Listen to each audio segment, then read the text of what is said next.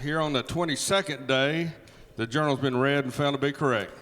Thank you, Senator, for your good works on the journal. Is there objection to dispensing with the reading of the journal? Reading of the journal is dispensed with. Is there objection to the confirmation of the journal? Chair hears none, and the journal is confirmed.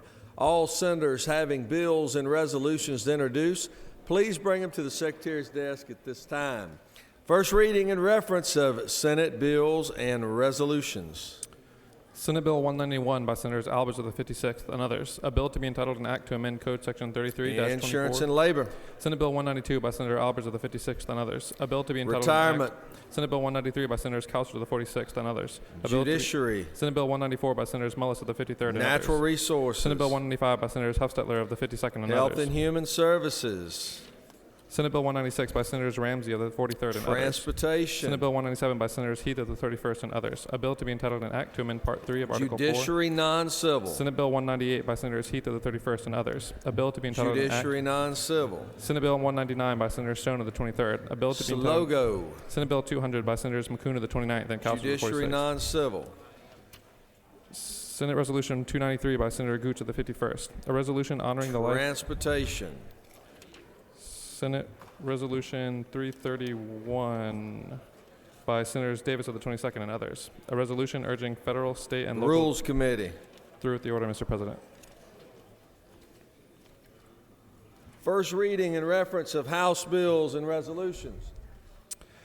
House Bill 126 by Representatives Hamilton of the 24th and others. A bill to be entitled an act to amend Article 2 of Chapter 10 of Title 16. Natural Resources. House Bill 232 by Representative Battles of the 15th. Retirement.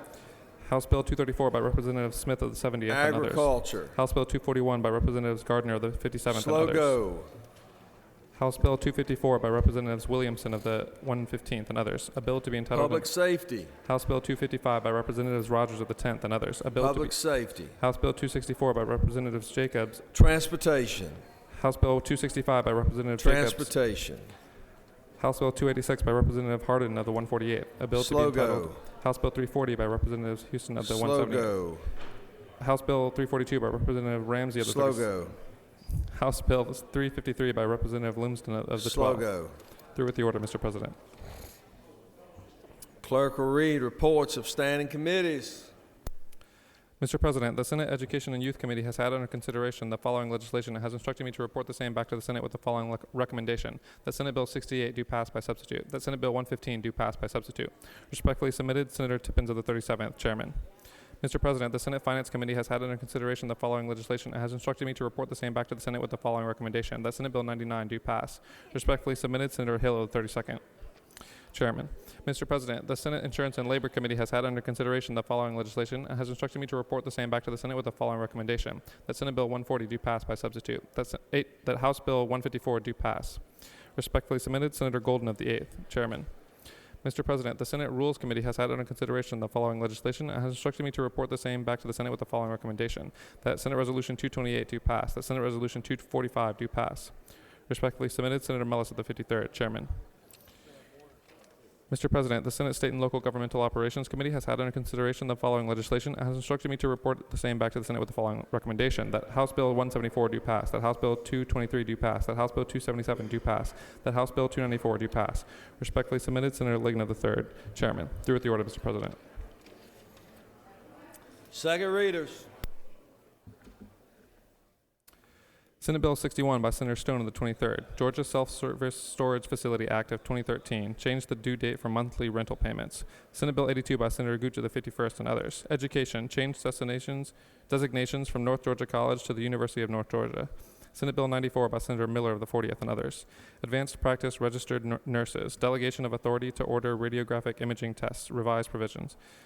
Senate Bill 103 by Senator Golden of the 8th and others. State Board of Technical College System of Georgia, provide for the designation of community colleges. Senate Bill 105 by Senator Davis of the 22nd and others. Uniform Fraudulent Transfers Act, provide for a definition. Senate Bill 120 by Senators Crosby of the 13th and others. Probate courts, provide for prosecuting attorneys in counties where there is not state court.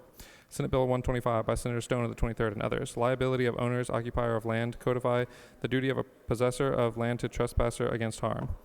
Senate Bill 128 by Senator Miller of the 40th and others. Professional counselors, revised definitions relating to marriage and family therapy. Senate Bill 134 by Senator Carter of the 1st and others. Controlled substances, revised the definition of prescriber.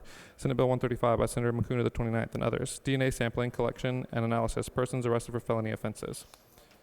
Senate Bill 137 by Senator Jeffries of the 17th and others. Income tax, authorized the Commissioner of Economic Development to designate areas as opportunity zones. Senate Bill 142 by Senator Miller of the 40th. Georgia Judicial Retirement System, Board of Trustees, authority to determine the time, circumstances of paying benefits, qualified plan under federal law. Senate Bill 155 by Senator Gooch of the 51st and others. Georgia Higher Education Assistance Corporation, change membership to accommodate 14th Congressional District. House Bill 101 by Representative Epps of the 144th and others. Nonprofit organizations, exclude certain events from food service establishment definition. House Resolution 4 by Representatives Geisinger of the 48th and others. Georgia and Tennessee boundary dispute proposed settlement. Through with the order, Mr. President. It is now time for the morning roll call. Are there any motions to excuse? Motions to excuse. Chair recognizes the distinguished majority whip, Senator from the 18th. Mr. President, I ask unanimous consent to excuse the senator from the 1st who is out of the Capitol on other business. First, without objection, the senator from our coastal region will be excused. Any other motions to excuse? Chair recognizes the distinguished senator from Coweta, 28th. Thank you, Mr. President. I request unanimous consent to excuse the fine and distinguished senator that sits to my right from the 27th. Without objection, the senator from the 27th will be excused. Chair recognizes the senator from the 2nd. Mr. President, I request unanimous consent to excuse the gentleman from the 5th. 5th, without objection, senator from the 5th will be excused. Are there any other motions to excuse? Senators, please signify your presence by voting the yea switch. The secretary will unlock the machine.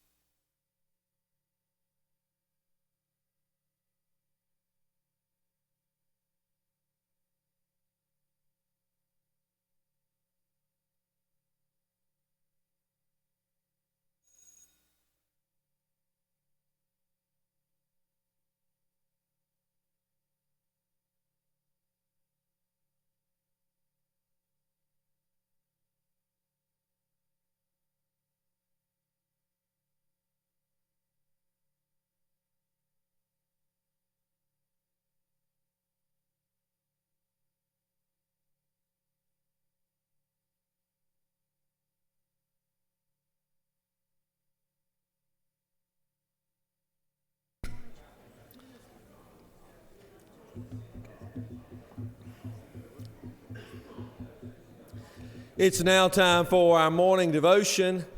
Those senators wishing to excuse themselves now would be the time.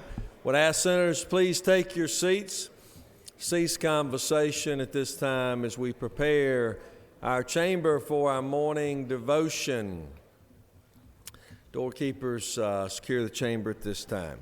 It is my honor to recognize the distinguished Appropriations Chairman, the Senator from the 4th, for the purpose of leading us in our pledge and introducing our chaplain of the day. Senator?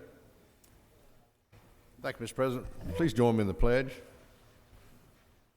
I pledge Allegiance to the flag of the United States of America and to the republic for which it stands, one nation, under God, indivisible, with liberty and justice for all.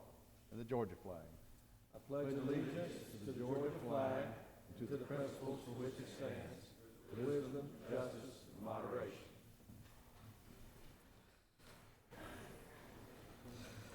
Ladies and gentlemen of the Senate, you're in for a real treat today. One of my favorite ministers in my district, and a fellow I've known for a good long time. He is Reverend Jimmy Cason from Statesboro, Georgia. He's senior pastor at the First United Methodist Church and has been pastor there since 2009.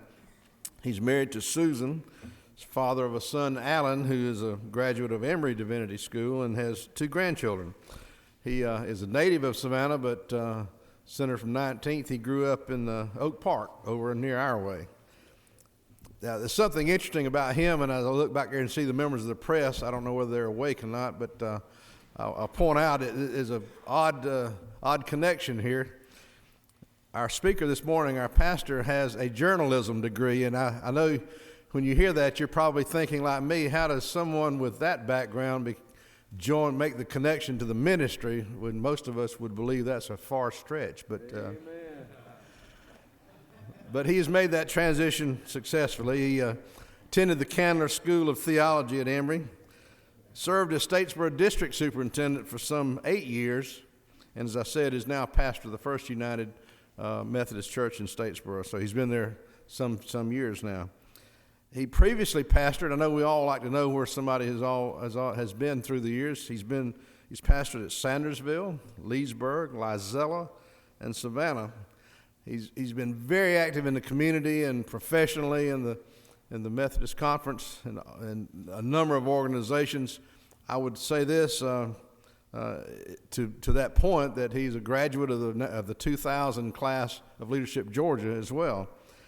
He's really a beloved person in our community in Statesboro, and I would say this, after seeing him at many churches around in all parts of the community, that he truly ministers to the entire community, and I think is well beloved for that fact. He's been a good friend of mine over the years. I know you're going to enjoy listening to the Reverend Jimmy Cason.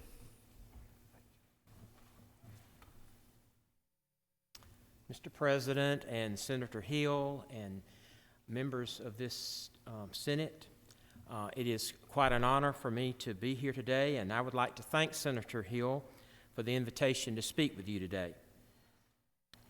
And I also want to thank you for living out the call and claim that God has upon your lives to public service. I've enjoyed getting to know Senator Hill for the past 12 years. Jack is a member of First Baptist Church in Reedsville, and twice I've had the privilege of preaching a revival at the Reedsville United Methodist Church, and Jack attended one of the services both times I was preached. And one night I said to Jack, if you did not find it difficult to change from being a Democrat to a Republican, you should find it much easier to change from being a Baptist to a Methodist. But so far, I haven't had any luck in bringing about that kind of change. This past Christmas, one of the gifts I received from my daughter-in-law was a painted canvas. And what first captured my attention were the footprints and handprints of our 2 grandchildren, Hunter, who is almost 4, and Ellie, who is almost 1.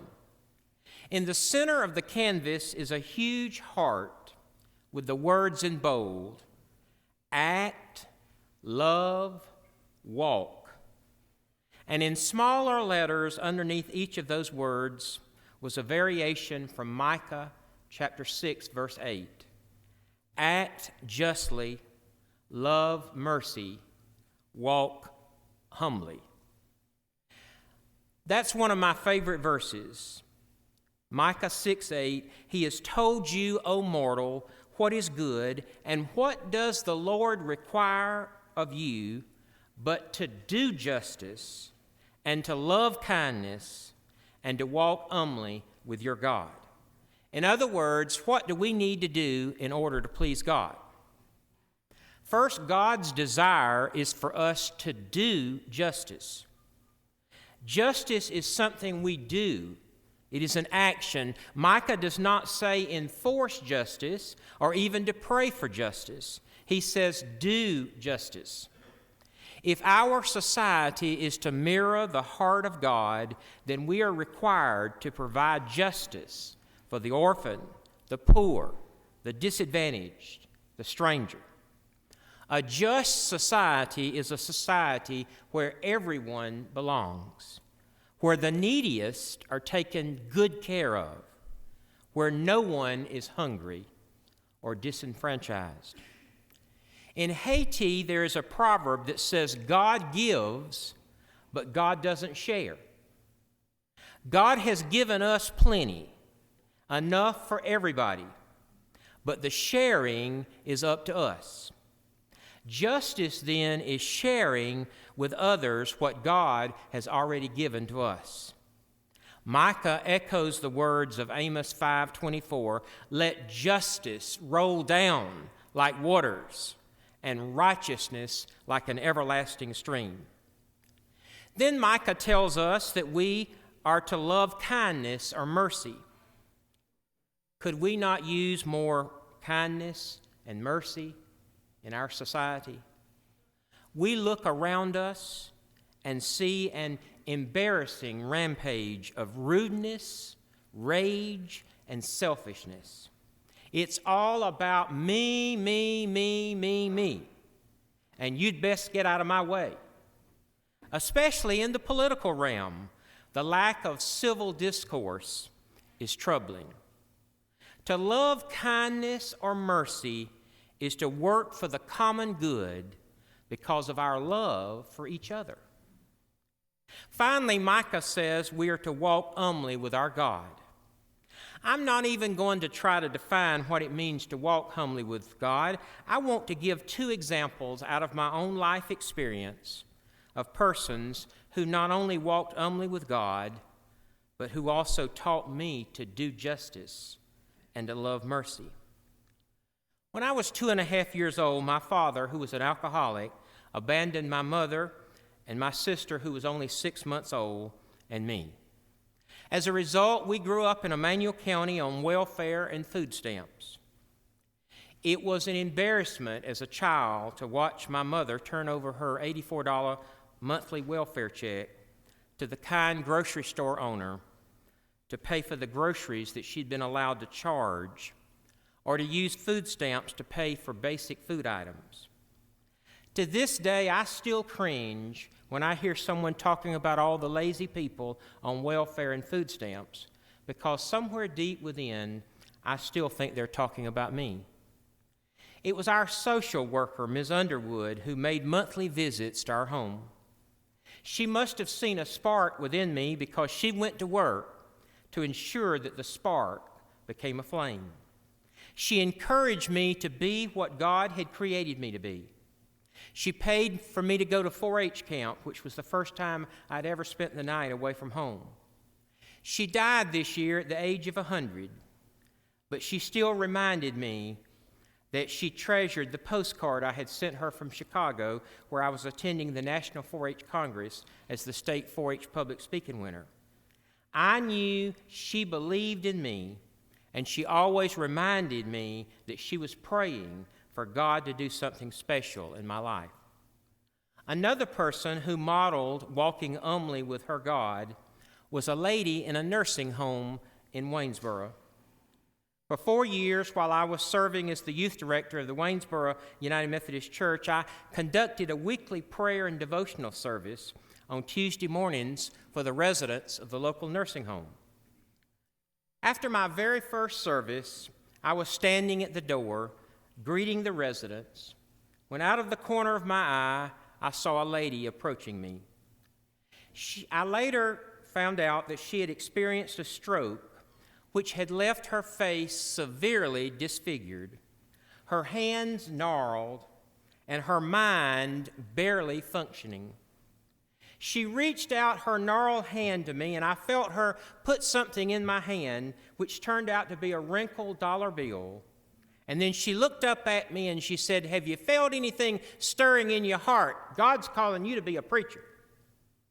Well, I paid her no mind, but the next Tuesday, I got another wrinkled dollar bill and heard her say to me again, "Have you felt anything stirring in your heart? God's calling you to be a preacher."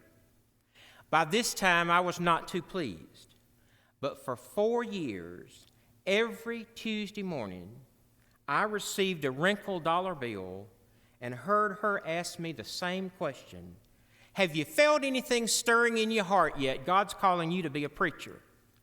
I am fully convinced that God used an irritating question from a disfigured and mentally challenged lady to be one of the links in the chain of my life who God used to call me into ordained ministry. You see, when I think about doing justice and loving kindness and walking humbly with my God, I think of these two women, along with many others God has placed in my life, who modeled for me how to live a life that pleases God. Would you now join me for a time of prayer?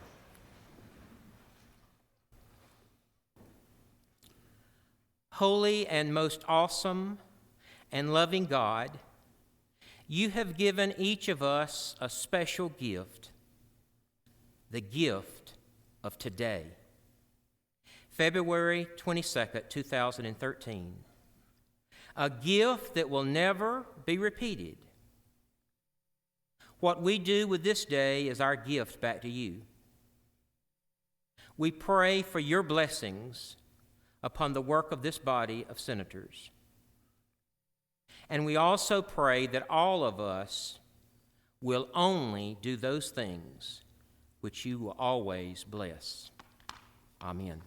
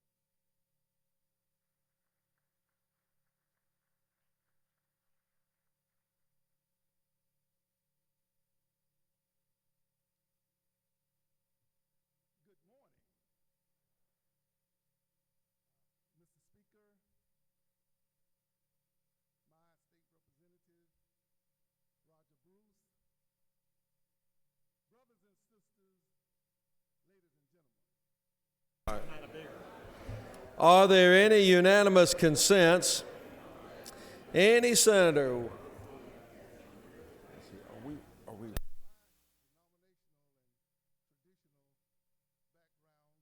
Secretary will read a resolution. Senate Resolution 230 by Senators Davis of the 22nd and others. A resolution recognizing February 22nd, 2013 as Engineering Day at the State Capitol and for other purposes. Whereas engineers use their imagination and analytical skills to invent, design, and turn ideas into reality, and many become licensed professional engineers in order to better protect the health, safety, and welfare of the public. And whereas 15 of the most promising college engineering students from the United States and across the world have been recognized by the National Engineers Week Foundation and its partners through its first annual New Faces of Engineering College Edition. Now therefore be it resolved by the Senate that the members of this body recognize February 22nd, 2013 as Engineering Day at the State Capitol and commend engineers everywhere on their many outstanding accomplishments in the name of preserving and improving the world. Through with the order, Mr. President. Is there objection to adoption of the resolution? The chair is none, and the resolution is adopted. My honor now to call upon the distinguished senator from the 22nd to recognize our very special platform guests. Thank you, Mr. President, members of the Senate. We're excited today that we have an opportunity to celebrate awesome. This is National Engineers Week, February the 17th through the 23rd, and this is a call to action for engineers, technologists, and technicians all across this country and, quite frankly, all across this world. And we're excited today to not only celebrate the efforts and actions of engineers, but engineering students who make up this great state and the tremendous work that they do all across Georgia.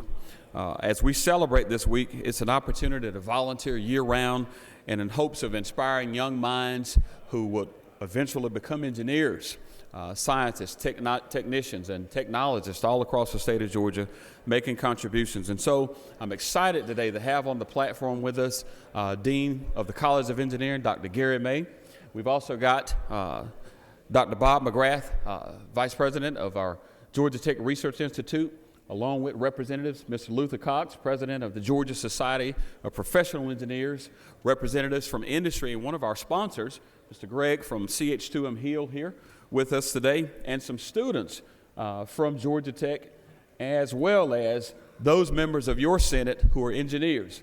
Senator from the 7th, Tyler Harper, Senator from the 10th, Senator Emmanuel Jones, Senator Bill Heath from the 31st, and my good friend, Senator Frank Ginn from the 47th, representing that school over in Athens. And so at this time, I'd like to have Dr. May come and say a few words. And Senator Mike Crane from the 28th. Thank you. It's a real pleasure to be here, and I'd like to thank my colleague and fellow alumnus of Georgia Tech, Senator Davis, for inviting us today. As he mentioned, this is National Engineers Week, so it's a real pleasure to be here. I represent the largest and most diverse and the top 5 ranked College of Engineering in the country at Georgia Tech. I'm also here on behalf of my colleague, Dr. McGrath, who represents the 1,600 professionals at the Georgia Tech Research Institute, and we are speaking on behalf of all the engineering students and professionals in the state. We are pleased to be here with our students. Our students are here for Georgia companies. Our faculty are here to inspire those students and to have offer their expertise to those companies for the research. And our whole communities are here to start new companies and provide for the economic development of the state. And that's in keeping with our mission of progress and service. So thank you once again for allowing us to be here with you today.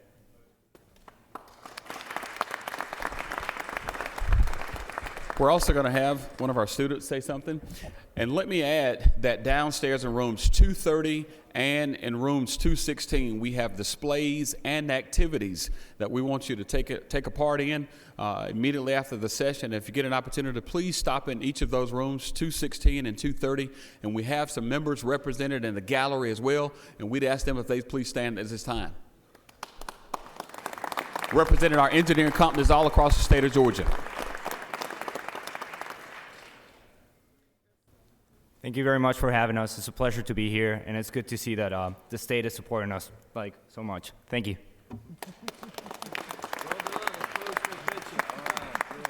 Thank you all for being here. Thanks for having us. Yes, great honor. Yeah. All right.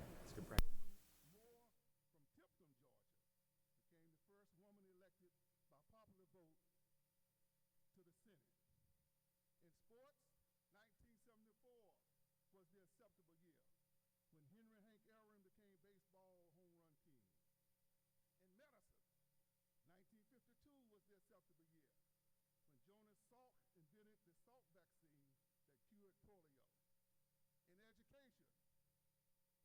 Supreme Court ruled that separate educational facilities are inherently unequal, which allowed blacks and all people to have an equal opportunity to a free public education. In civil rights, 1965 was the acceptable year when Bloody Sunday in Selma, Alabama led to the passage of the Voting Rights Act of 1965 and the election of many black elected officials. In voting rights, 1920 was the acceptable year when the 19th Amendment was ratified, which prohibits any United States citizen to be denied the right to vote based on sex. Thank you. We have two resolutions.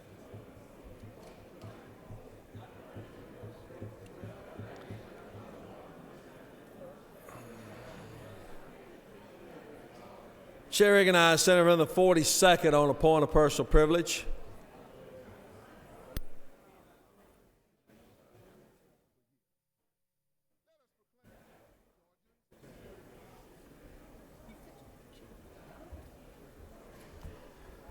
Thank you, Mr. President. I just wanted to recognize a group of people who are here today from Emory.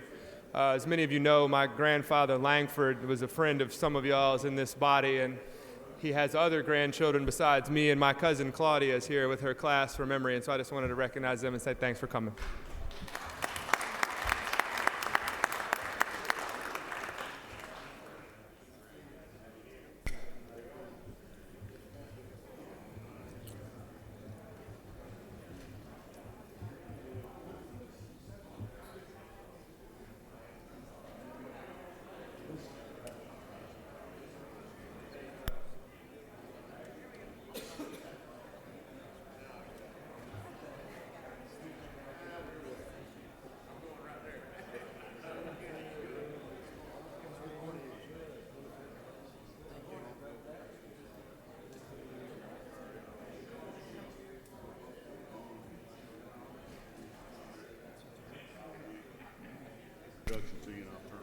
Secretary will read two resolutions.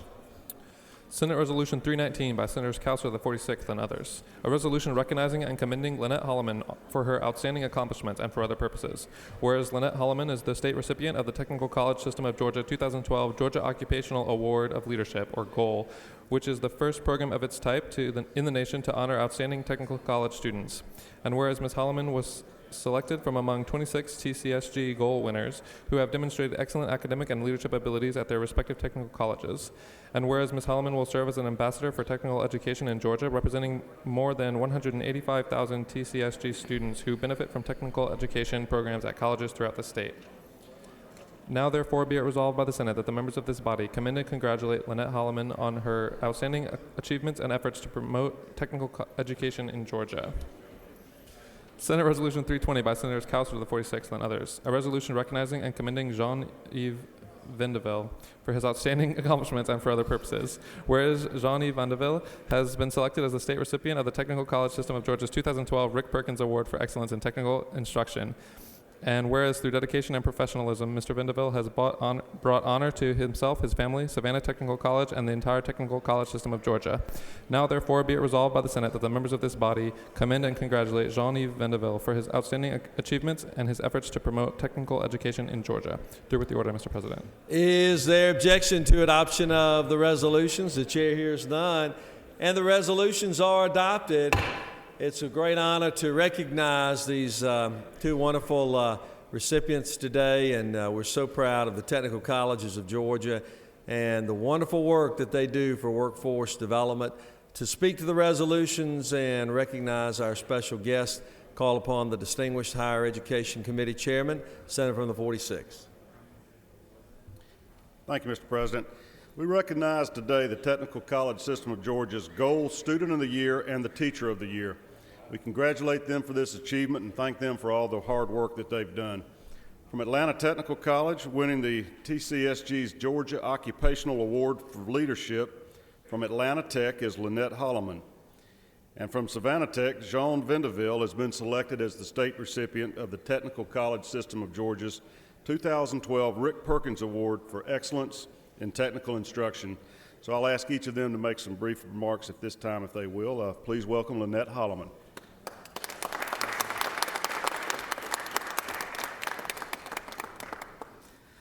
Lieutenant Government Cagle, members of the Senate, first, thank you for giving me the opportunity to share with you how technical education has changed my life. My name is Lynette Holloman, and I'm a business management student at Atlanta Technical College. I'm also a mother of 8 wonderful children. Since being at Atlanta Tech, I've had the opportunity to speak with many other students, and what I have found is that we all have taken our own unique journey to get to this place where we have chosen technical education as our vehicle to success. My journey began as me always being a good student, but I made some poor choices early on, which resulted in me becoming a mother very young. I dropped out of high school, but later finished with a GED. But with a little bit of wit and a whole lot of luck, I've always been blessed to land great positions with major corporations such as American Express and Morgan Stanley. Things were good. No, things were great. But as you all know, things changed. The economy slowed, millions of people lost their jobs, and I was one of those people. But I was confident. I'll do what I've always done, get another job. Well, days turned to weeks, weeks turned to months, and months turned into over a year. And my $248 unemployment check was just not enough to support our family. First, we lost our home, then we lost our vehicle. Eventually, my children and myself would find ourselves living in a small motel room with 2 bedrooms, 2 beds, and a kitchenette. It was at that moment when I realized that my wit and all my experience could no longer make up for what I lacked in education. So I enrolled at Atlanta Technical College. And to be quite honest, at first, I had tunnel vision. Just give me that paper with my name on it, give me that degree, because I need to work. Well, somewhere around my 2nd semester, the blinders came off, and my eyes were open to all that technical education had to offer. What I found was instructors that came with real industry experience, a diverse student body, and student organizations that would challenge me to compete. So today, I am proud to say that I served as a student leader at Atlanta Technical College with a grade point average of 3.9. I went from being homeless and unemployed to be employed with a full-time job that has a great career outlook. Me and my children are now enjoying a beautiful home, and I have a brand new car, courtesy of Atlanta Chevrolet's local dealers, a prize that is given to each state gold winner each year. And you know, although I am very, very proud of all that technical education has allowed me to achieve thus far, I truly have no greater joy than being able to share that experience with my oldest son, who received his GED from Atlanta Technical College and is now enrolled with his wife. My youngest daughter, she graduated from Atlanta Technical College's pre-K program and is now excelling in kindergarten. Technical education has given me the opportunity to reinvent myself. For others, it's a second chance. And I know that my story may seem extraordinary, but I can confidently state that it is just one of the many success stories of the Technical College System of Georgia. What you do here to promote and fund technical education has played such a significant role in my family's success, and for that, I am forever grateful and indebted. So given this opportunity, I say thank you, not just for myself, but for every student enrolled in the 25 technical colleges across the state of Georgia. What you do here is making a huge impact. And I know that if I can do it, that with your continued support, that anyone can achieve their dreams to success. Thank you.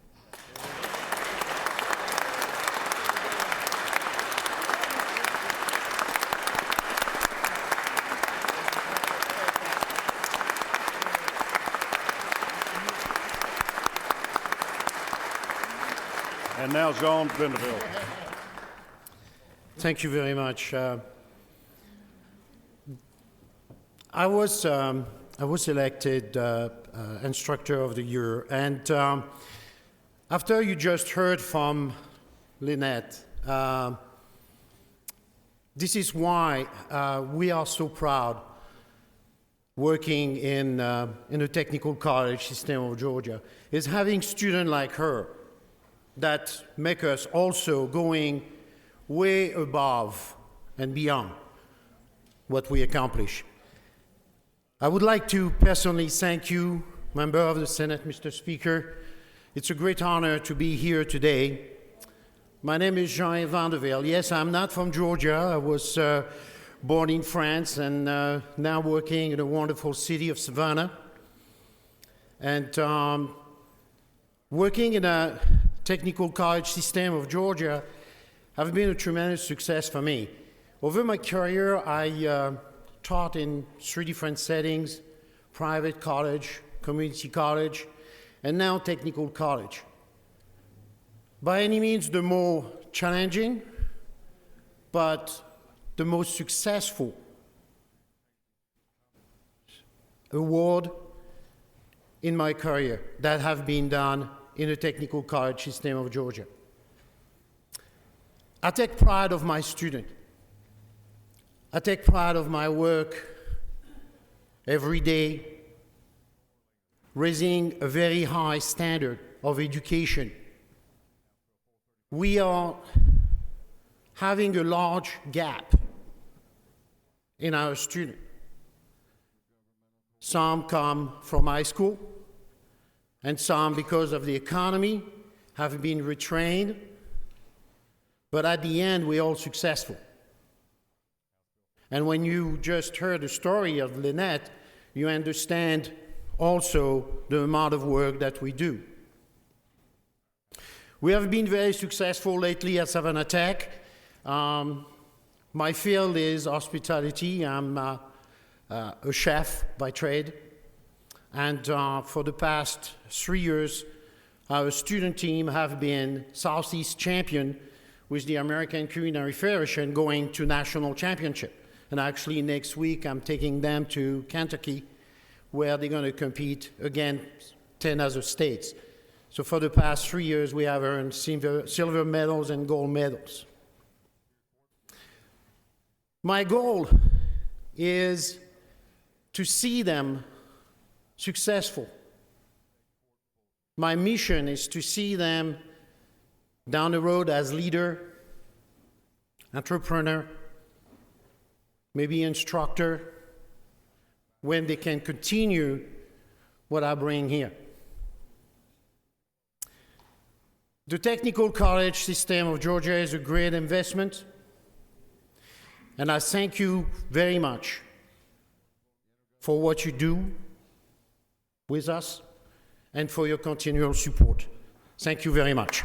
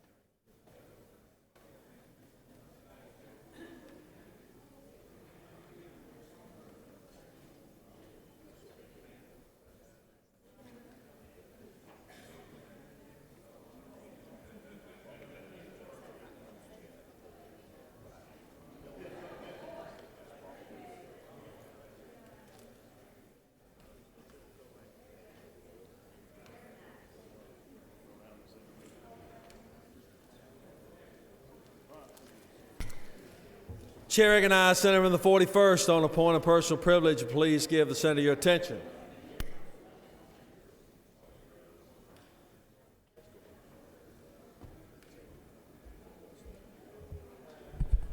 Thank you, Mr. President, members of the Senate. I appreciate this point of personal privilege because I'm going to have to catch a flight at 12:15 and may not be able to vote on the amended budget. But I didn't want to scoot out and not let my feelings be known. If I am here at that time, I will vote for the amended budget. And I appreciate the senator from the 4th's work and dedication in his effort to try to solve some of the problems of that budget. But there is a bigger problem, and I'm not really talking to the Senator 33rd or the 4th who have the history and background beyond my own in the chamber, but to some of the others here, I think you need to know that there is a deep, deep problem with our state budget and the economies around the benefit of the citizens of Georgia. We are not investing in education as we should. We are not investing in transportation as we should. We are not investing in the health of our citizens as we should. You know, if you look at just health, the state's grown over 20% since 2000 in population, but we've decreased the amount of per capita expenditure on health issues in Georgia by over 15% in the last few years. We go into this budget with $1 billion hole in education, and really much greater than that cut for many years, but austerity shortfall of over $1 billion. These are things not caused by a bad economy, and Georgians must know that this is not caused by a bad economy. That has certainly increased the problem. It has contributed to the problem. But it is caused by tax policies of more than the last 10 years that have continued to cut taxes without analyzing their true benefit and impact on the citizens of Georgia. I know now, for instance, we have an airline tax cut coming up for renewal. And I won't weigh into whether it's good or bad, but what I will weigh in, it is bad how we do it. We do not get the best economist in the country or from the state to analyze it. We don't take, for a $50 million, $100 million tax cut, we don't take $100,000 and hire 2 independent economists to analyze all the facets around a policy to give us the knowledge we need to do it. We instead allow companies to hire well-paid lobbyists to come and put forth a biased position that benefits the company and may or may not benefit the state. And we rely on our constituents who don't have the ability or time or even knowledge to analyze these facts to come to us. Yes, we have Senate research and we have the Senate Budget Office, and we go to them and we say, well, what do you think? And they will weigh in. They'll say, well, we got a lot of jobs in this area. We've got a lot of revenue in this area. You know, other states have this or that. But it's not a comprehensive analysis. They don't have the time or wherewithal to do that. They don't analyze how close that facility is to a port as opposed to another state, how much investment they've got there, what airline availability there is, the comprehensive taxes. They look at maybe the sales tax compared to another state, but they don't look at the comprehensive tax structure of the state often in analyzing these. We need to do a better job. And to get out of the hole that Georgians are in, a hole that does not permit the kind of educational funding to benefit the children of this state, a hole that creates more and more people in Georgia's prisons each year because we can't offer real solutions to juveniles in trouble and counseling and help. We aren't doing the right thing, and we're not showing the leadership we need to be. I just wanted to briefly say that I am proud that on some of the efforts that we're dealing with, we have good people trying to do the best we can.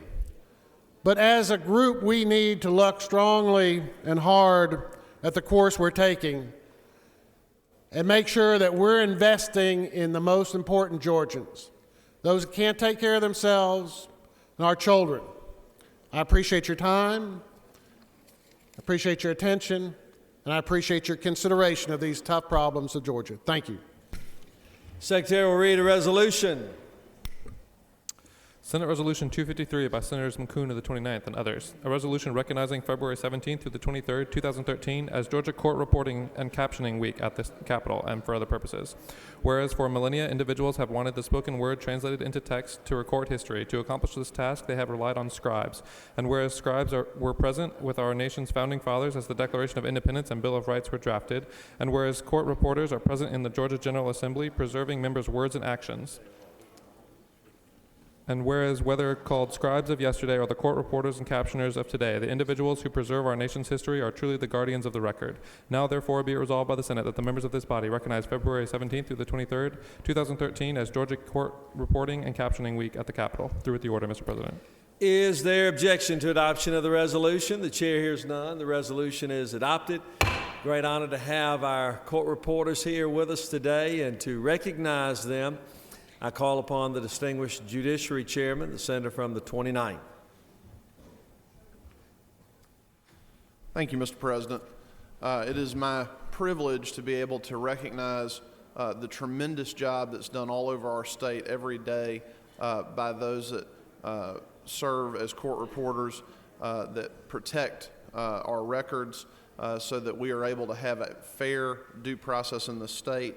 I do want to recognize Carol Glazier with the Board of Court Reporting, who has a few brief comments. Lieutenant Governor, members of the Senate, and staff, at this very moment, court reporters are quietly working in deposition settings in courtrooms across the state. As officers of the court, they ensure that the record being made is accurately reported and properly preserved. They play an important role in the judicial process and are vital to the administration of justice. Captioners are providing communication access to persons who are deaf or hard of hearing. On behalf of the 1,100 certified court reporters and captioners in the great state of Georgia, we're humbled by this resolution and thank this great body for your recognition. Well done. Beautiful. Thank you. Let's do a picture, okay? Good. Chair recognizes the senator from the 35th. Point of personal privilege.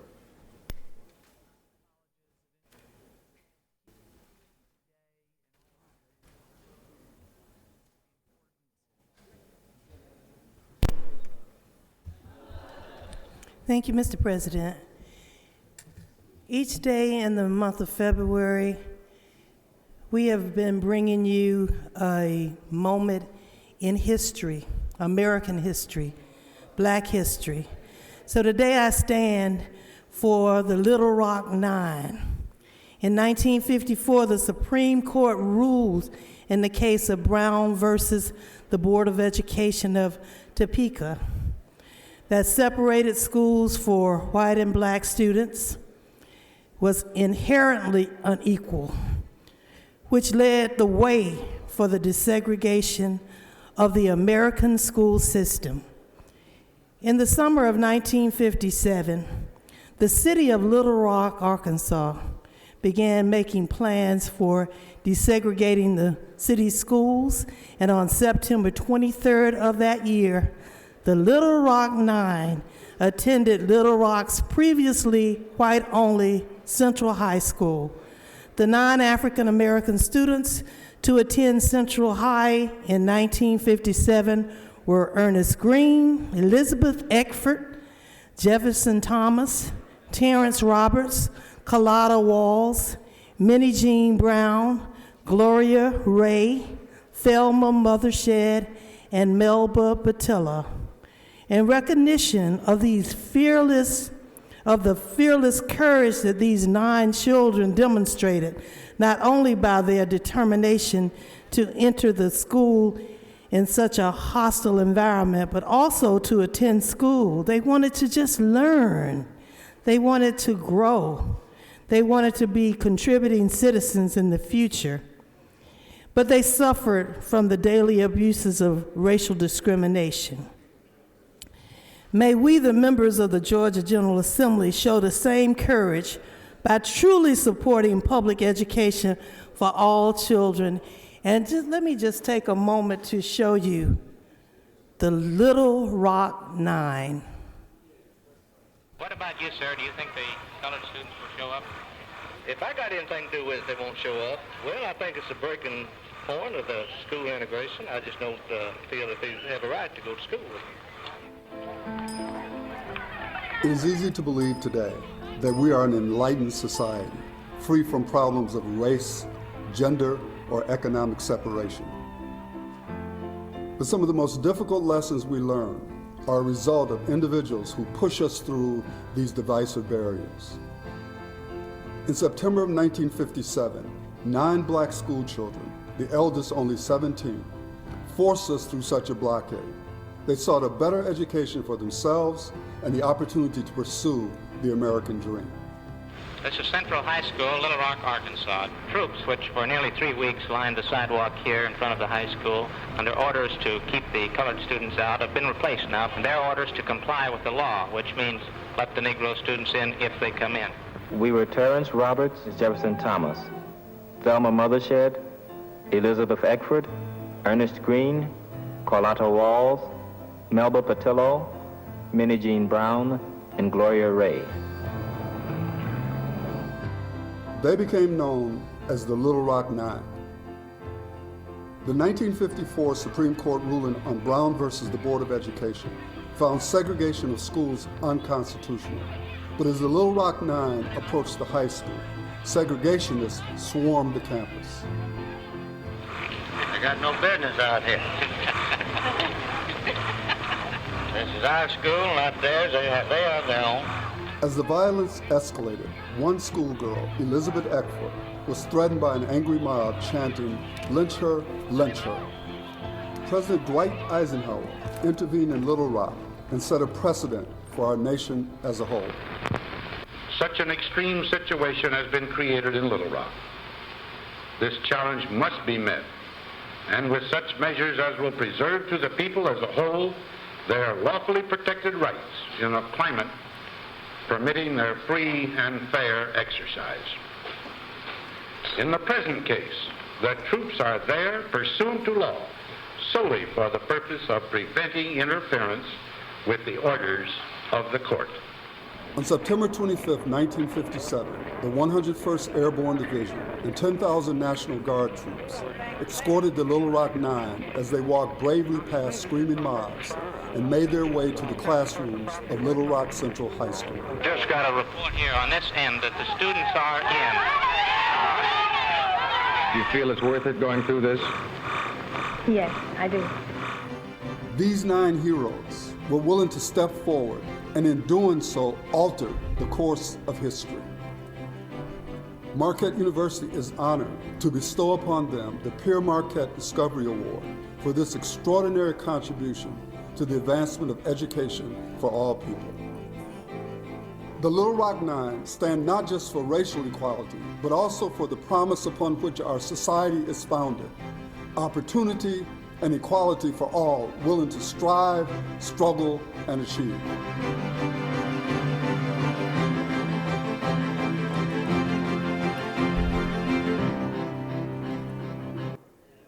We salute the Little Rock Nine, and I salute the people in the State Senate of Georgia because we are moving our state forward educationally, and I hope we will continue to work for the best of every child in Georgia.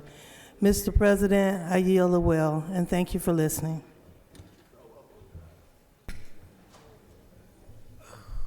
Chair recognizes Senator from the 29th, point of personal privilege.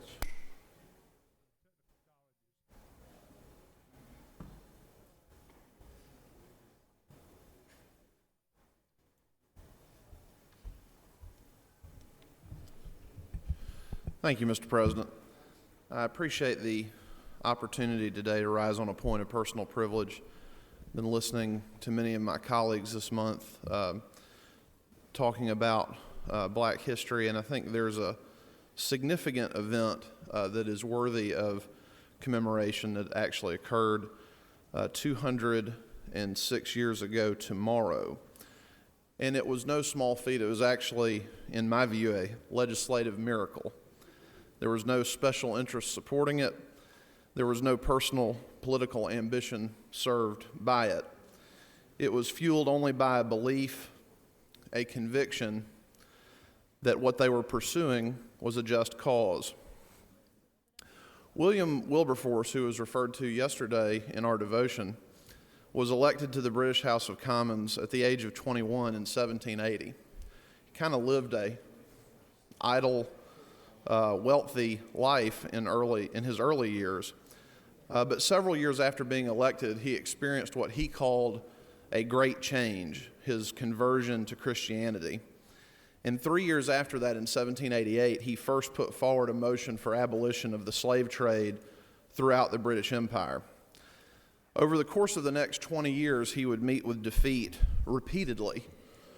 And in that time, many techniques of raising public awareness were perfected: the petition drive, pamphleteering, demonstrating. But for years, there was simply no success.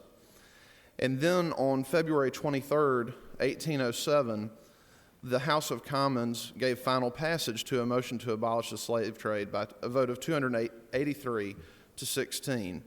And I just want to share with you a few words from the historian Eric Metaxas, who's written extensively on Wilberforce's life and these events. He wrote, "It was an exquisite tragic-comic chain of events, at once sublime and absurd.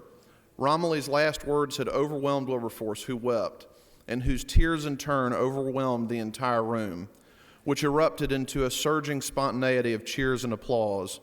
And doubtless these cataracts of praise, thundering down upon him from every corner and surging down from the packed gallery, served in turn to further overwhelm Wilberforce, whose tears were renewed, which renewal in turn further overwhelmed the room into further deafening rounds of cheering and applause. The tiny trickle from Wilberforce's ducts had loosed a diluvian apocalypse never before seen in the chamber. But it was an apocalypse not of judgment, but of grace. It was as if the entire nation, the entire empire that circled the human globe, was in this flood of tears, and huzzahs baptized and sanctified and marked forever for what they were now doing." And the Irish historian William Lecky said this about the British effort to end the slave trade: "The unweary, unostentatious, and inglorious crusade of England against slavery may probably be regarded as among the 3 or 4 perfectly virtuous pages comprised in the history of nations." So it was on February 23rd, tomorrow, 206 years ago, that the motion to abolish the slave trade passed, and an inexorable, inevitable tide rose that would end the evils of slavery. Thank you, Mr. President. Thank you, Senator. Chair recognizes Senator 39th on a point of personal privilege.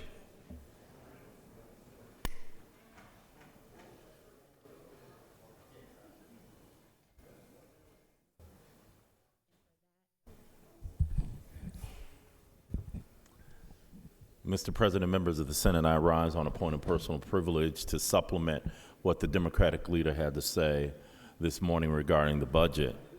I agree with everything he said about the trends that we have, the trends that are in play here over the last many years regarding who gets watched out for and who does not get watched out for down here under the Gold Dome. The Democratic leader referred to how tax credits and tax breaks for the wealthy and corporations seem to be ensconced in what we do every year, whether it be the airlines or other corporations.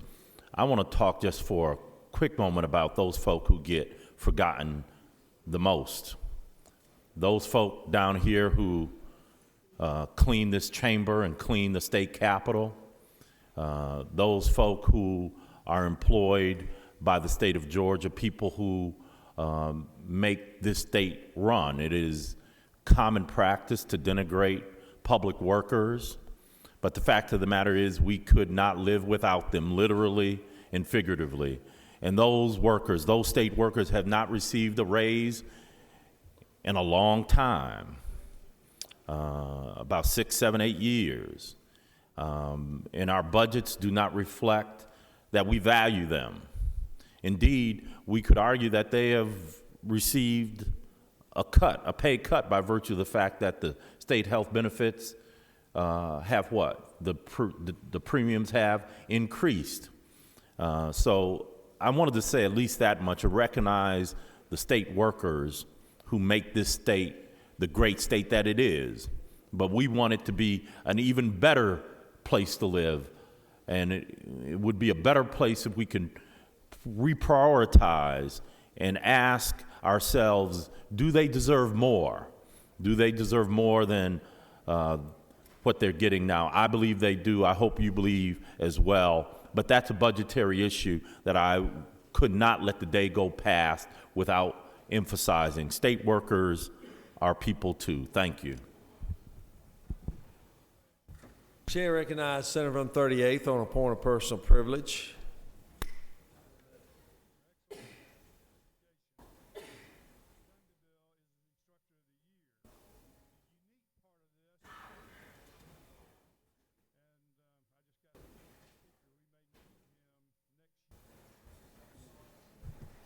Good morning, colleagues, ladies and gentlemen. This week, the senator from the 56 on Wednesday took the well to lay out what he stated as the facts of Fulton County. I am here to take the well today to clarify a few of these so-called facts, and also to provide to you a proper account of the history of Fulton County according to that senator. Fulton County, and those of us who call it home and have called it home for all of our lives, have found ourselves subjected to rhetoric that seeks to make a case for a number of bills and measures aimed at destroying our county government. First, I would like to address the most egregious claims against Fulton County that were made this past Wednesday. In order to expunge the slander from the names of elected officials that did not deserve such blatant disrespect, our current Fulton County commissioners. The senator from the 56 stated that because of commissioners like Eves, and he did that for a reason, the public confidence in Fulton County has been eroded. I am not certain if his comments were meant to defame the reputation of our current commission chair, John Eves, or Reginald Eves, who served our county 2 decades ago. Our current county commission chair, John Eves, is known for his ability to reach across the aisles and heed the concerns of all residents and elected officials in Fulton County. And he represents all of Fulton County, not just South, but all of Fulton County. The newly drawn maps and legislation is intended on unseating the commission chair in order to increase partisan resolve and to segregate the county along racial and party lines despite the public outcry against this action. Other indictments mentioned from this well against county commissioners were also over a decade old and seemed to be a clear attempt to damage the reputation and falsely portray the sound governance of our current county commissioners. Though it is hard to move past such slanderous correlations, I must bring to your attention what was mentioned as an outdated civil service system. The senator from the 56 may feel that workers across Georgia get along just fine without it, but let me tell you, 4,500 Fulton County employees serve us well under a system that is just and fair, and our fair merit system. Our county merit-based employment system is essential in protecting whistleblowers and the falsely accused, all while hedging cronyism and increasing transparency. Contrary to what the senator from the 56 stated, and others may believe, there is a personnel board that makes a determination in all employee disputes. New legislation seeks to dissolve a merit-based system that works and instead places jobs at risk. I assure you, an action like this one, which threatens employees and families during a time of economic downturn, is viewed as mean-spirited, and it does absolutely nothing to help the solvency of Fulton County or the solvency of Georgia. Allow me to clarify one more indictment mentioned this week. The Fulton County Commission voted nearly unanimously that former Sheriff Jackie Barrett be subjected to a full investigation after years of poor management. And it was not all caused by Jackie Barrett. She just happened to be the one there at that time. Since her departure, Fulton County jails have been in full compliance with federal consent orders, increasing security and maintenance, and effectively putting an end to overcrowding. We are still currently upgrading the locks and other security measures at the jail. The loss of revenue and cuts to funding for county institutions as a result of this proposed anti-Fulton County legislation would only take us back in time. I still might find myself in a state of disbelief by the audacity of the attacks made from this well on Grady Hospital. As you know, there were many years of poor funding, lack of funds at Grady, and as a result of that, the Senate or the state stepped in and we changed the board, and Grady has turned itself around. Senators, Grady is the heart of Fulton County and is the backbone of our trauma care in Georgia. Instead of helping our largest safety net hospital, legislation being discussed this session seeks to damage the hospital's ability to house the state's premier level 1 trauma center, supply of fleets of emergency ambulances, retain the county's largest AIDS clinic, and a 24-hour emergency center for sickle cell anemia, and a state-of-the-art stroke and brain injury center. Furthermore, the lack of Medicaid expansion coupled with program cuts to the hospital will continue to keep Georgia in economic straits.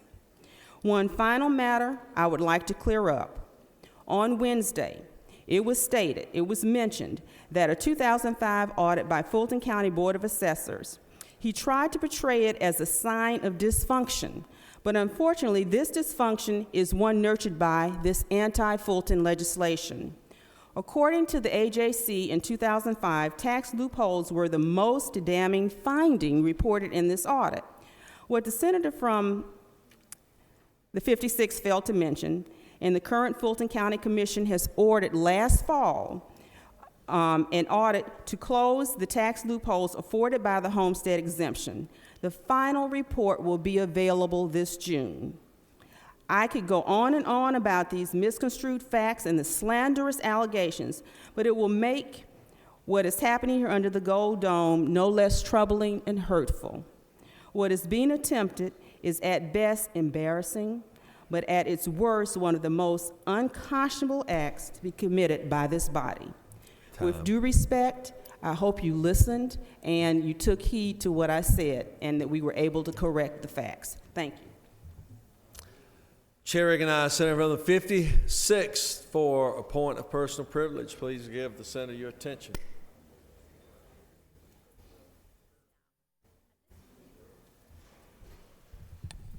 Thank you, Mr. President. I've come up to the well more this year than I have in the last two, mostly because I think it's time to end the political theater that is happening in this well. Senator just came up here, said that I misstated facts, but fortunately for all of us here, we have these cameras behind us, and Georgia Public Broadcasting is recording every minute of it. And the political theater is when we don't like what we hear, we make up different facts. Well, Senator, you're entitled to your opinion, but you are not entitled to your own facts, because I clearly stated that it was Reginald Eves, Michael Hightower, and Mitch Skandalakis. Very clearly. Now, also, none of the things I mentioned, which you can also go play the recording for, happened over a decade ago. They all happened from 2005 through 2013 currently. Again, you can watch the cameras. And last but not least, the Fulton County jails, as we stand here today, don't have proper locks on them, and that is unconscionable. A couple days ago, I brought cited facts in here. Every single thing I mentioned was cited. And you know what? If that was embarrassing to certain individuals, it should be. Because for years you sat idly by with your head in the sand and did nothing, rather than work on the problems. Now, you know what? It wasn't too many years ago that several people in this room said the same thing about Sandy Springs, Georgia. They got up and they gnashed their teeth, and they said how bad it was be. and they looked for every 30-second soundbite they could possibly have to get in front of the news media. Because the people of Sandy Springs, Georgia wanted a local government that actually would be responsive to them, one where they could have the proper things that they paid for their taxes. And in fact, the senator from the 39th stood up in this well and he said, you know what, folks, pigs will fly the day that Sandy Springs becomes a city. Well, today, if you go into my friend Eva Galumbo's office, she is the mayor of Sandy Springs, you will see all over her office pictures and little figures of pigs with wings. Because that pig did fly, and it became one of the most prosperous cities in Georgia and is nationally acclaimed as the best public-private partnership and use of tax dollars in service delivery, where for once they have the proper emergency medical assistance, fire protection, police protection, permitting, local courts, etc. They have been the example. So you know what, folks? It's time to get serious and do work, because the 15 seconds of political theater are over, and it's time to serve the people. Thank you, Mr. President. I yield the well.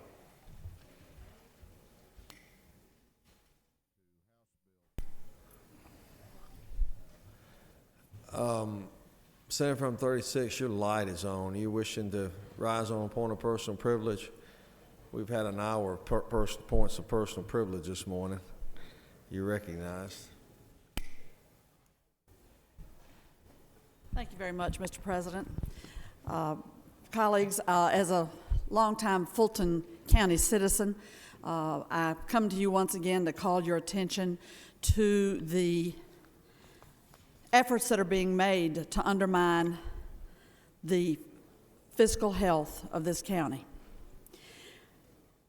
And as far as the speaker who just left the well, I would say what is truly embarrassing is to see the legislation that's being introduced, the level of fiscal irresponsibility that is being demonstrated. Doubling the homestead exemption, draining almost $50 million a year once the 2 years runs from the county revenues. Fiscally irresponsible. Fiscally irresponsible. Cannot be supported by facts and figures. Oh, just cut $50 million out of your budget. Let's see what the Atlanta Ballet and the Atlanta Symphony and all of the cultural groups and the arts that are a huge driver of our economy and draw people here from all across Georgia and across the nation. When the Fulton County Arts Council can no longer provide the underwriting for our fine culture that we've developed here in this county. Let's see who hollers then. When the animal control that we fund across the entire county, that we fund in the cities of the county, can no longer pick up a rabid dog, can no longer collect dead animals, can no longer be there when you count on them. When the ambulance service for trauma victims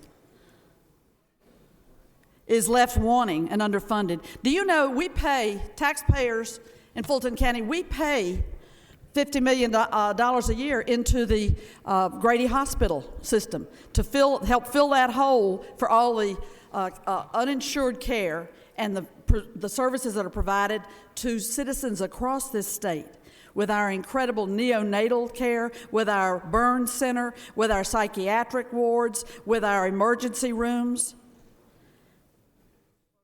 Fiscally irresponsible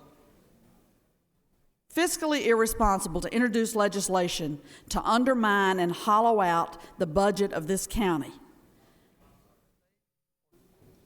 Damaging to the economy, damaging to the services, the senior services that we provide, our very fine, recognized and lauded library system that plays a key role in communities across this county.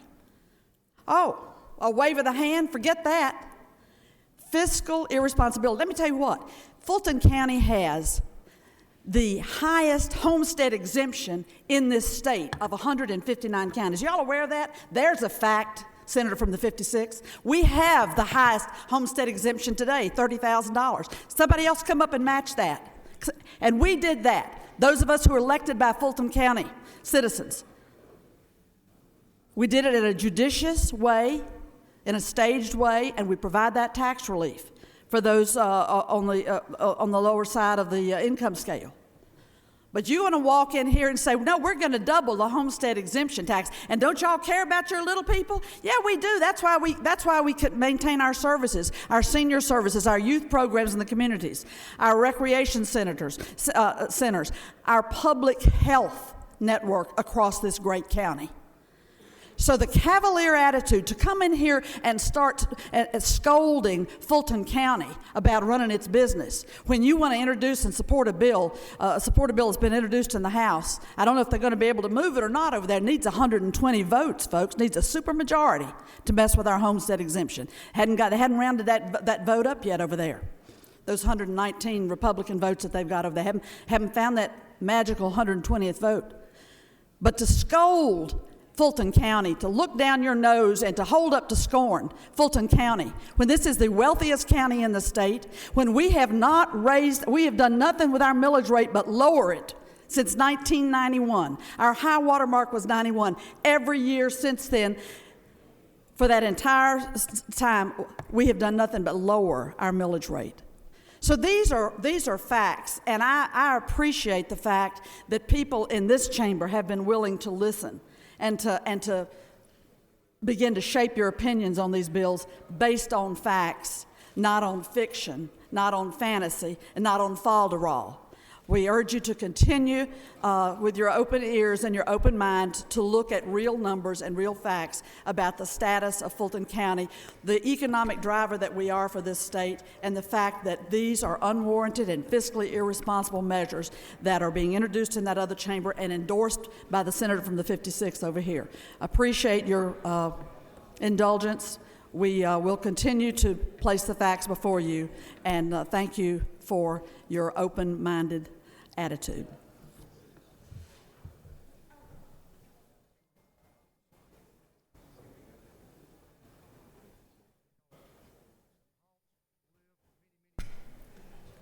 Just as a reminder, never ever do I want to shut down points of personal privilege and the ability for senators to express their views, but please keep in mind there is a time limit. Virtually many went over that time limit today. I've tried to be very, very gracious, but we're gonna need to be sensitive to the time, not only on points of privilege, but in the aggregate of how much time is taking up during the day. There is a consent calendar of privilege resolutions that are before you. Is there objection? Without objection, the privilege resolutions on the consent calendar are therefore adopted. Secretary will read a resolution. Senate Resolution 292 by Representative Ligon of the 3rd. A resolution requesting the support of Spaceport, Georgia and the City of St. Mary's and various other agencies' due diligence to confirm Spaceport, Georgia viability and to defer Site 1 relocation efforts and for other purposes. Is there objection to adoption of the resolution? Chairs none. The resolution is adopted. Are there any motions to withdraw or commit? Mr. Secretary, are there any objections filed on any of the bills on local consent calendar? Mr. President, there are no objections filed in the Secretary's office. Is there objection to agree in the Porter Committee on the State and Local Governmental Operations, which fair will pass the bill? All of those in favor of the local consent calendar will vote aye. Those opposed, no, and the Secretary will unlock the machine. Local consent calendar.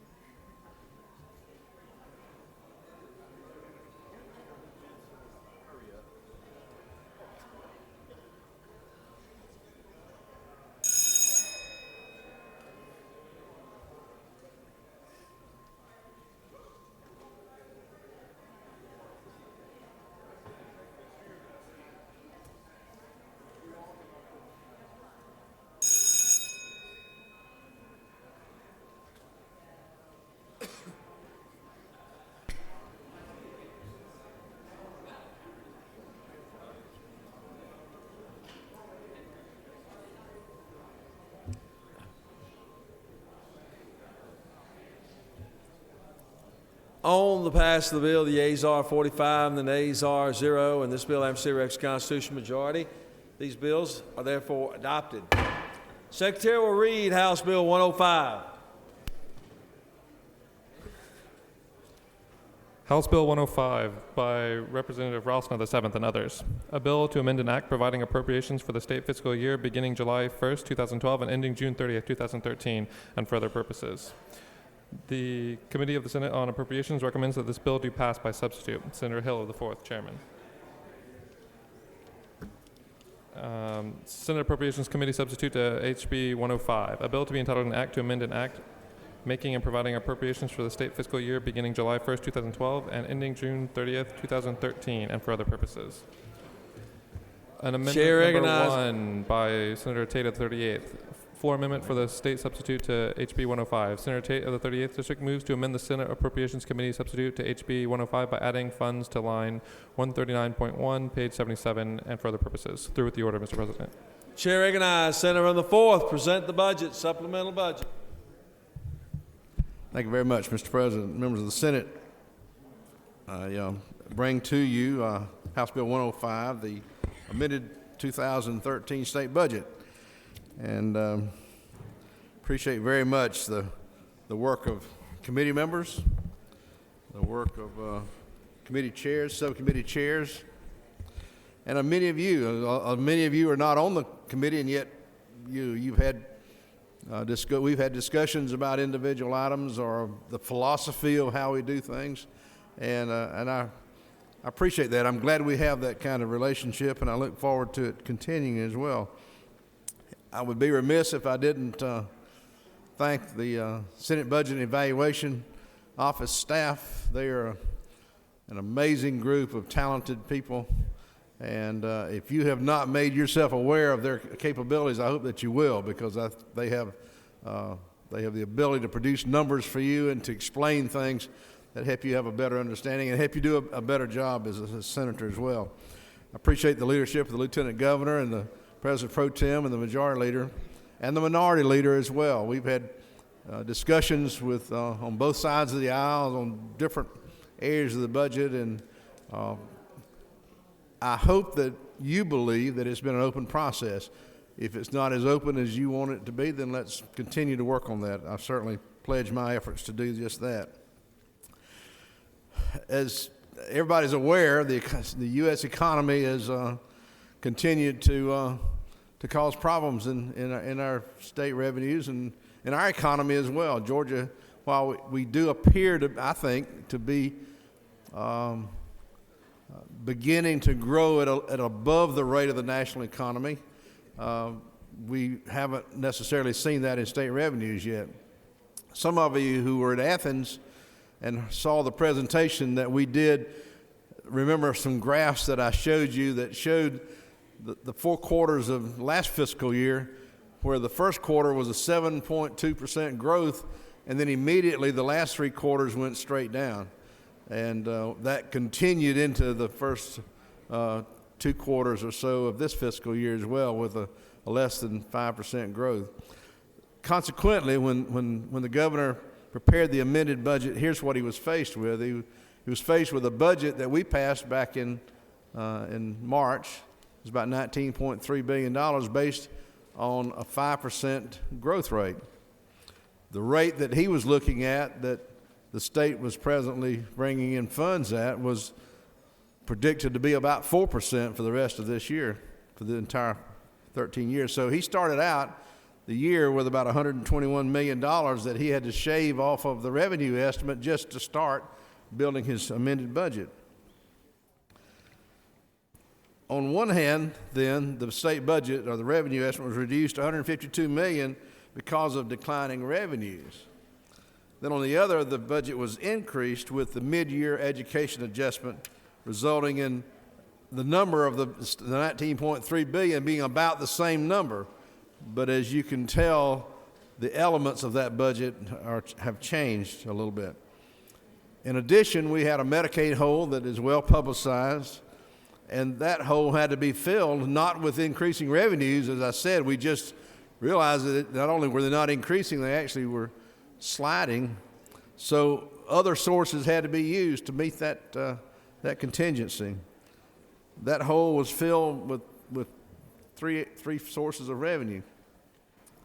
One of the great things about the state's AAA bond rating is that as we sell new bonds and cash in old bonds and resell them as a savings on the interest that we pay, that we're able to grasp those funds, those one-time funds, and utilize them in our state budget.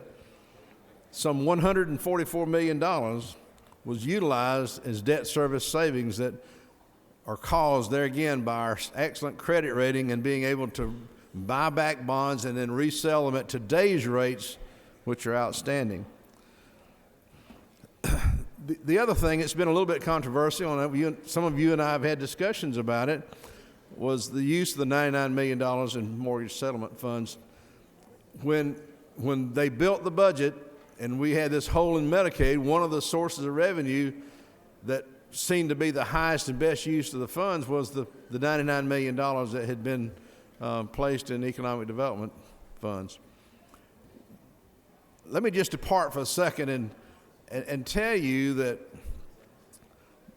I believe, and this is my opinion, I believe that this state has been able to survive the recession with essential services intact, caring for those who need services, keeping state services going with less money and less state employees and less of everything. We've been able to do that because we have a strong CEO form of government where our state constitution, unless it's amended, allows us to spend whatever resources we have in state government. It allows us to spend on the highest and best use of those funds. From time to time, local governments and others will complain that we utilize fees and other sources of revenue not for the purpose they were maybe proposed, but for balancing our budget. Well, you know what? I don't apologize for that, because what's the choice? The choice is either to cut education or to cut things that are truly important, or use the money we've got just like you do in your own budget and working families do all over this state. So I don't apologize for that. I think that's what has indirectly helped our state maintain its strong credit rating, because of our ability to meet whatever contingency comes along with whatever we've got in the savings, whatever we've got stuffed in the mattress, or wherever we've got a dollar, we can put it to the best use. So that's what we did with the $99 million. It's in our budget to help balance it as well. In addition, as you know, the governor asked for 3% cuts across much of state government, and there's at least $83 million in cuts to regents and technical education that are the biggest portion of those cuts. Those were applied to the deficit as well, to the Medicaid deficit as well. Out of all of this, we still have a $19.3 billion budget, but as I said, some of the resources have been shifted around as well. So as you look through this budget, and I believe that you have a budget and a set of differences on your desk between the House and the Senate, there's a couple of things you're not going to see. You're not going to see a lot of increases, and you're not going to see an awful lot of restorations of cuts, but you will see some that are selectively made. The House made some great restorations, and the Senate, has looked at some as well.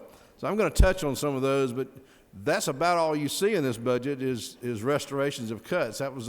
That is a success for some to be able to just to restore part of a cut.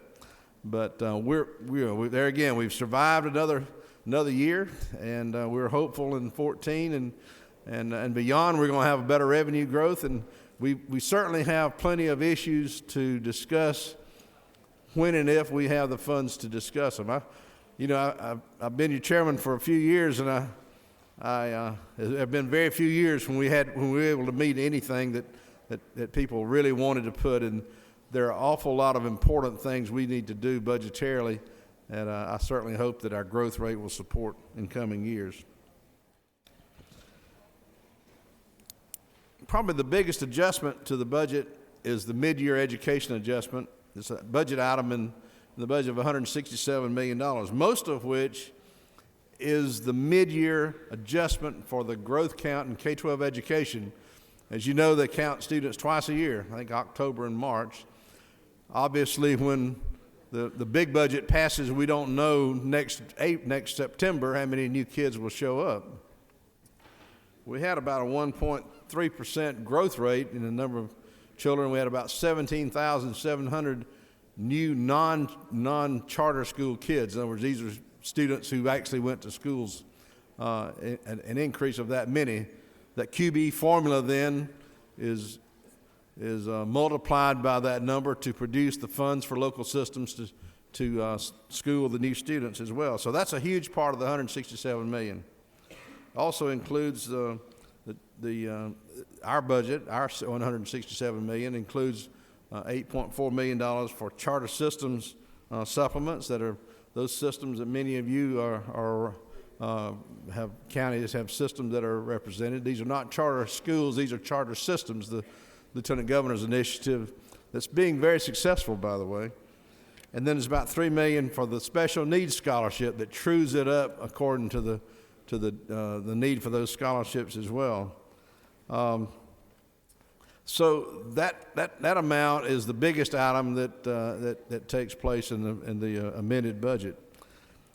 So to touch on a few of the restorations, and there really aren't very many, some of which we agreed with the House on, some that we did not agree, or some that we improved or added more to. And then we'll work all these differences out in conference or in some arrangement once we've passed a budget. Probably the best one I think we did was to restore some $979,000 to the school nutrition cut that was in the Department of Education's budget.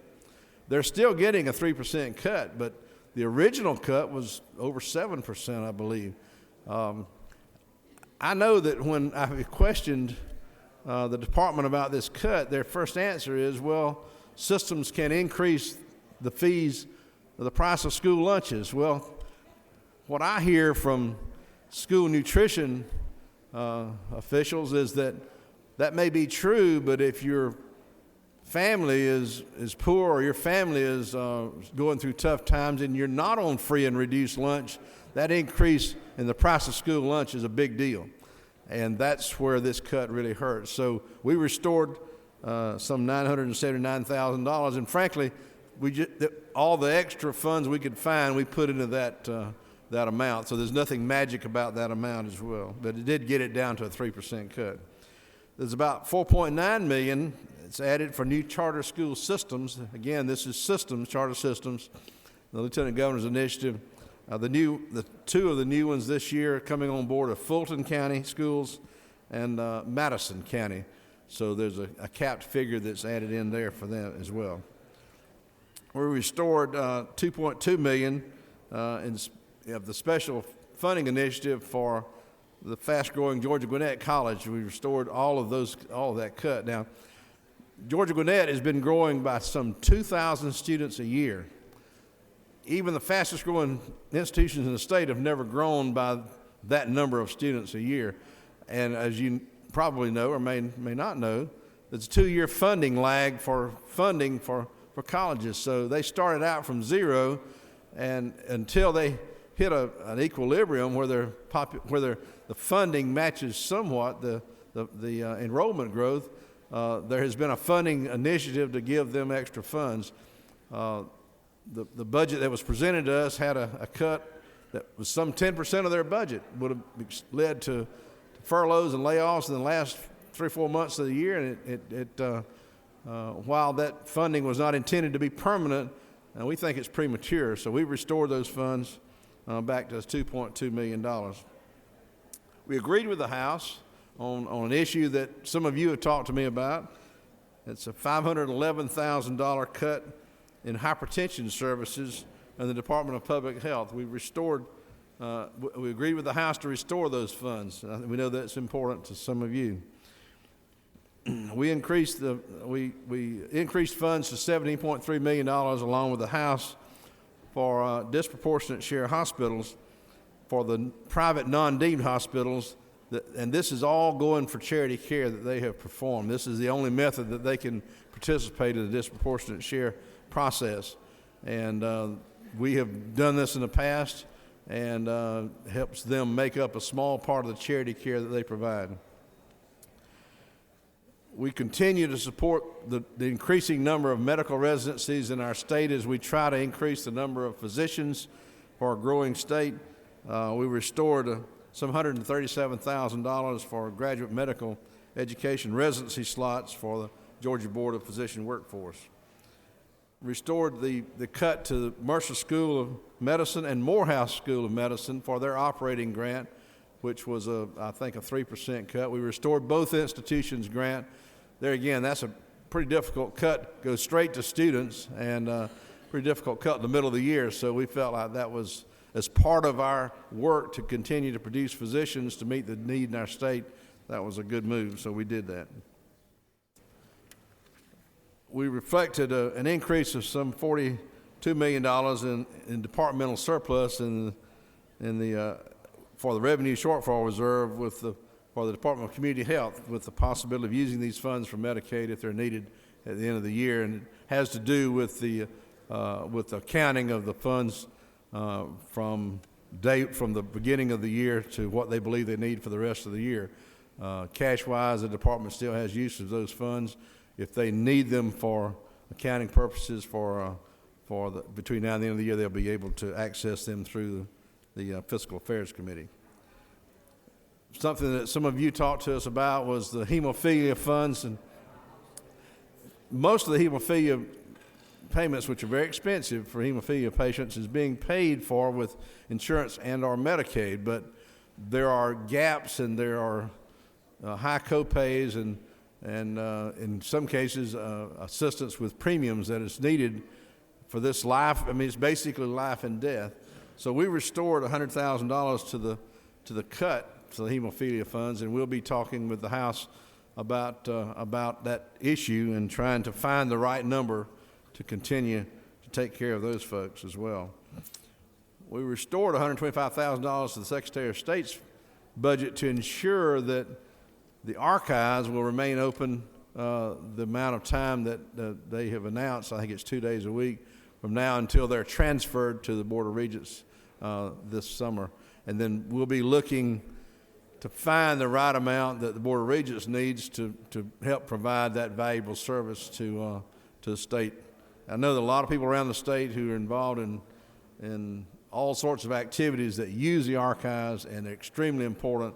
And so some debate as to whether these funds are really needed or not, but we'll discuss it in conference and come up with the best number we can as well.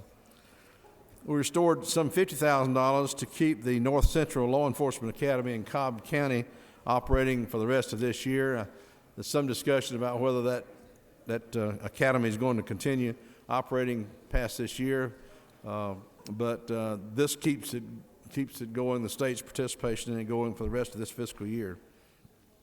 We agreed with the House and restored $125,000 in aviation projects in the Department of Transportation without naming the projects, and I think the department will do that as well. We've got a great shortage of aviation funding around the state.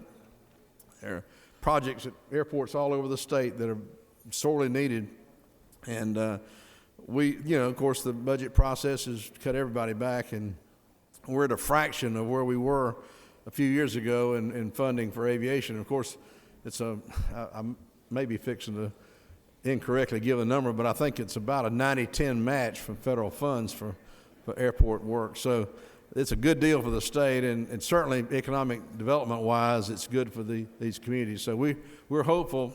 Like with a lot of areas, we're hopeful as the economy improves that we'll be able to put more funds into aviation as well. We agreed with the House and restored some $436,000 to retain emergency firefighter personnel for the Forestry Commission. As you know, we've had severe forest fires in a number of years. It's getting a little hard to remember the drought with the rain we've had the last month, but we've been in a severe drought around the state for a number of years, and as always, what follows a drought is forest fires. We restored some $338,000 for accountability courts that was cut. We believe that's the way to go, and that's the direction we need to go in, and we certainly want to support what they need as well. Also, in the Department of Revenue, we restored $1.2 million in the tax compliance program. One of the success stories of the last few years, and the Senate has led and the House has certainly been an equal partner in giving the Department of Revenue the agents that they've needed to combat fraud and to be sure that folks who are doing business in this state are remitting the taxes that they're collecting. And businesses and individuals are not filing fraudulent claims for refunds. We've got a whole set of the Department of Revenue now that's working on that, and the savings are being tracked, and you know, as Casey Stengel used to say, you can look it up. It's a great investment for the state, and so this Senate has seen fit to continue to support the Department of Revenue in that effort as well. Mr. President, those are probably the highlights. There are not a lot of other items, but there may be some other issues that people would like to discuss. But I'd be happy to do it now, or even after the vote. I'd be happy to discuss any issue you will. If there's something that you want us to be thinking about in conference that maybe didn't get addressed in the Senate version, or you know, maybe you just discovered this morning, that the process isn't over. The process continues, and we'll be working with our friends in the House and the governor's office and everybody in leadership to produce the budget that gets us through the rest of this fiscal year, and as we begin to work on 14. So you're part of the process. You're an important part of the process as far as I'm concerned, and I look forward to those discussions at your pleasure. So, Mr. President, I'll be glad to answer any questions or attempt. Thank you, Senator. You do have a question, but I would ask for you to suspend just for a moment, step out of the well. I'd like to recognize a former colleague of the State Senate, a member who now is serving us in Congress, and we are very honored to have him back today. Please join me in welcoming to the rostrum Congressman Tom Price. Thank you, Governor. Thank you, Governor. Thank you so much. I know you've had a cavalcade of congressmen coming down here. It's because Washington's not working. You're working, and I'm pleased to see that. It's cold outside today. It's important to know that today is, for those of us who are great baseball fans, it's opening day down in spring training for the Braves, which means that spring is not far behind for Atlanta. So we look forward to having the sunshine once again.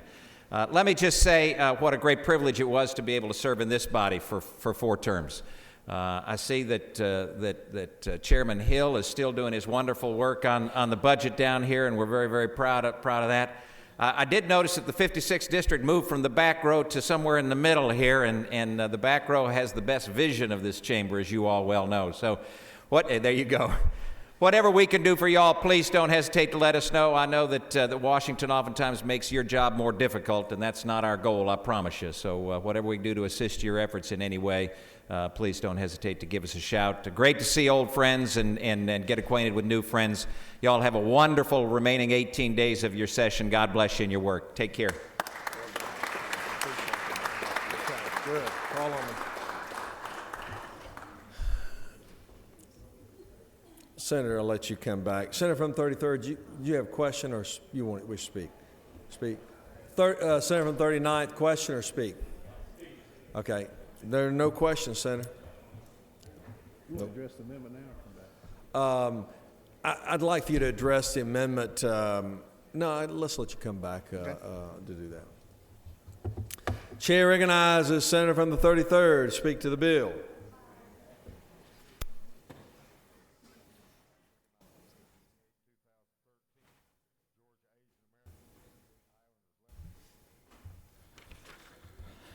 Thank you, Mr. President. Ladies and gentlemen of the Senate, it's good to have Congressman Price here. I remember one day he came down with the code open and spoke for 1 hour, and then the rest of the caucus came down and spoke an hour apiece and had our only filibuster that I remember. And but y'all fixed that where we won't be doing that anymore. Let me say that it is good to see him. You folks have done a good job on the budget process, but I've got a few criticisms of this state in the priorities that we've set. Now, The budget process is fair. It's open. You've got a chairman that's fair that anybody can talk to, and he's competent. The committees have done a good job. But over the last 10 years, we've lost sight of what we were trying to do by cutting education $3 billion. Then we turned around and made sure that kids in rural Georgia don't have the safety net of hope that they used to, and it's more geared toward those folks that have the undergirding, the PTSAs, and the parenting that in the more affluent areas of the state that ensure that their children will be able to go to college paid for by the state when, quite frankly, they're not the ones that can't pay it. We've got less insurance coverage on children in Georgia because after 2002, the insurance company lobbyists came down here and took all the took all the mandates away for a lot of kids, a lot of diseases, but yet offered said, we'll do an offering, meaning, yeah, you can have it if you can pay for it. We had the toughest predatory lending law in the nation, and if you think about how many mortgages have been foreclosed on since, the bankers came back the following year in 2003 and stripped predatory lending bill of its effectiveness. And after that, for 8 years, we've been having more foreclosures than at any other time, I think, in the history of my lifetime, and I would think for the last 100 years. Now, I'm not going to point my finger at any one person, party, or anything else. But I would say this. If we weren't guilty of having purposely led the charge to cut these things, we were guilty if we didn't stand up and say something about it. Now, I'm encouraged, and this is true, I'm encouraged with a new governor. I had the opportunity to serve with him many years ago. I'm encouraged that he is approaching and attacking some of the things that we wanted. We don't agree on everything, certainly, especially the HOPE program. But he's helping to work with a lady in the House over there. But I would say that he is trying to attack some of the same things that we were worried about. And I'm proud of him for that. He's a good man. And I look forward to working with him on some more things. And I think our economy is getting better. Nobody can blame any one person or party for the horrible thing that happened after September 11th, those years ago. But we are growing now. We're starting to come back. There'll be some bumps. And I'm proud that we've been able to work together to get here with your chairman, with the lieutenant governor that's at the helm again and elected statewide by the people as he should be. In a committee that's worked hard, I think I can be proud of this Senate and what you're making an effort to do today. But I want you to remember, as Zell Miller said, I don't want any child in Georgia not to be able to have the opportunity to go to college and have hope. I want you to remember that even with the funds receding, which I know that is a problem, that we need to think about those things like taking money away from poor schools instead of sending it back like we're supposed to, like raising the pupil-teacher ratio, where we delayed it and then took it out of the code, by taking away national teacher certification in lieu of and putting there a teacher coach that we never defined. We need to rebuild some of these things in education that we've done and that we've not done right. And I hope that we can work together to do that, because it concerns, quite frankly, and I don't live there, but it concerns rural Georgia and rural children. And if anybody from rural Georgia hasn't picked up on what's going on, partly because of population shift, but partly because we're not prioritizing what we should, those towns and those counties with their history and their children, then they ought to wake up. This is not criticism of this process. I don't believe in being an obstructionist, as you saw last year. I'll vote for this budget, but I don't want you to forget these things. So my purpose, if you wonder what it is making sure you don't forget these things. Class size, poor schools, hope, and all of those things that we could have done, we did, could have continued, and I hope we do in the future. So I'll vote green with you. I think the chairman of the committee has done a good job, but please don't forget those 10 or 12 things that we have done that we need to do differently. Thank you. Chair recognizes the senator from the 39th. Speak to the bill.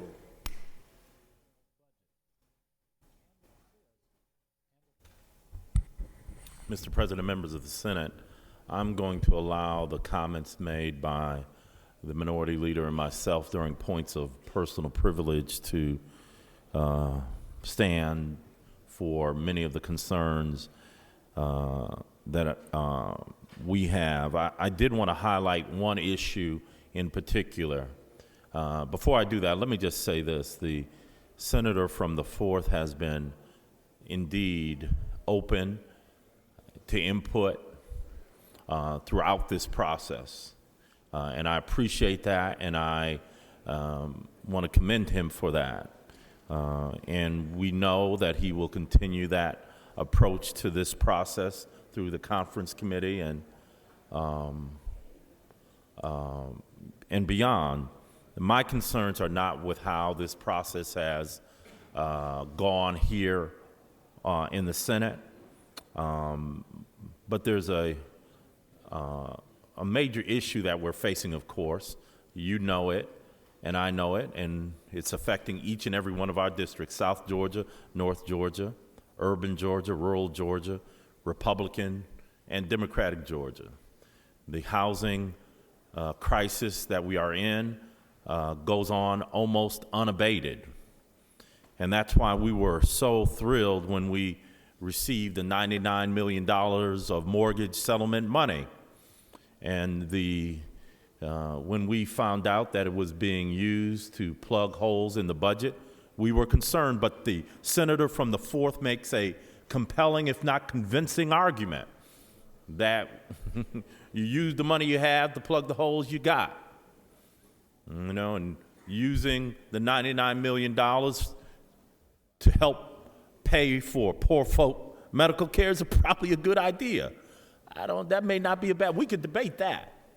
And it would be not only compelling but convincing if at the same time the $340 million that is available, even as we speak, for people who are being foreclosed on, was being used and applied effectively.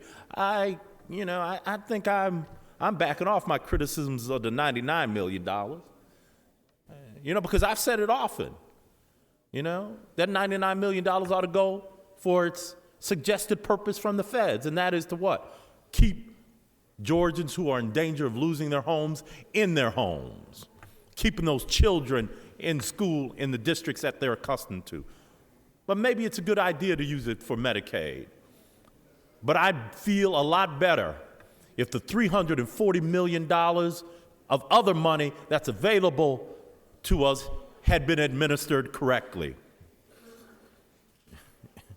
And let me say this about the Home Safe program. I tried to work with the administration. I want to thank Commissioner Beatty for coming out to my district on a Saturday morning and speaking to my constituents in a church in my district to try to provide information to my constituents so that they would be able to make application for the Home Safe program. Home Safe program, $120 million of restricted money, $220 million of unrestricted money. $120 million for the unemployed and underemployed, $220 million that could be used for almost any purpose to keep people in their homes.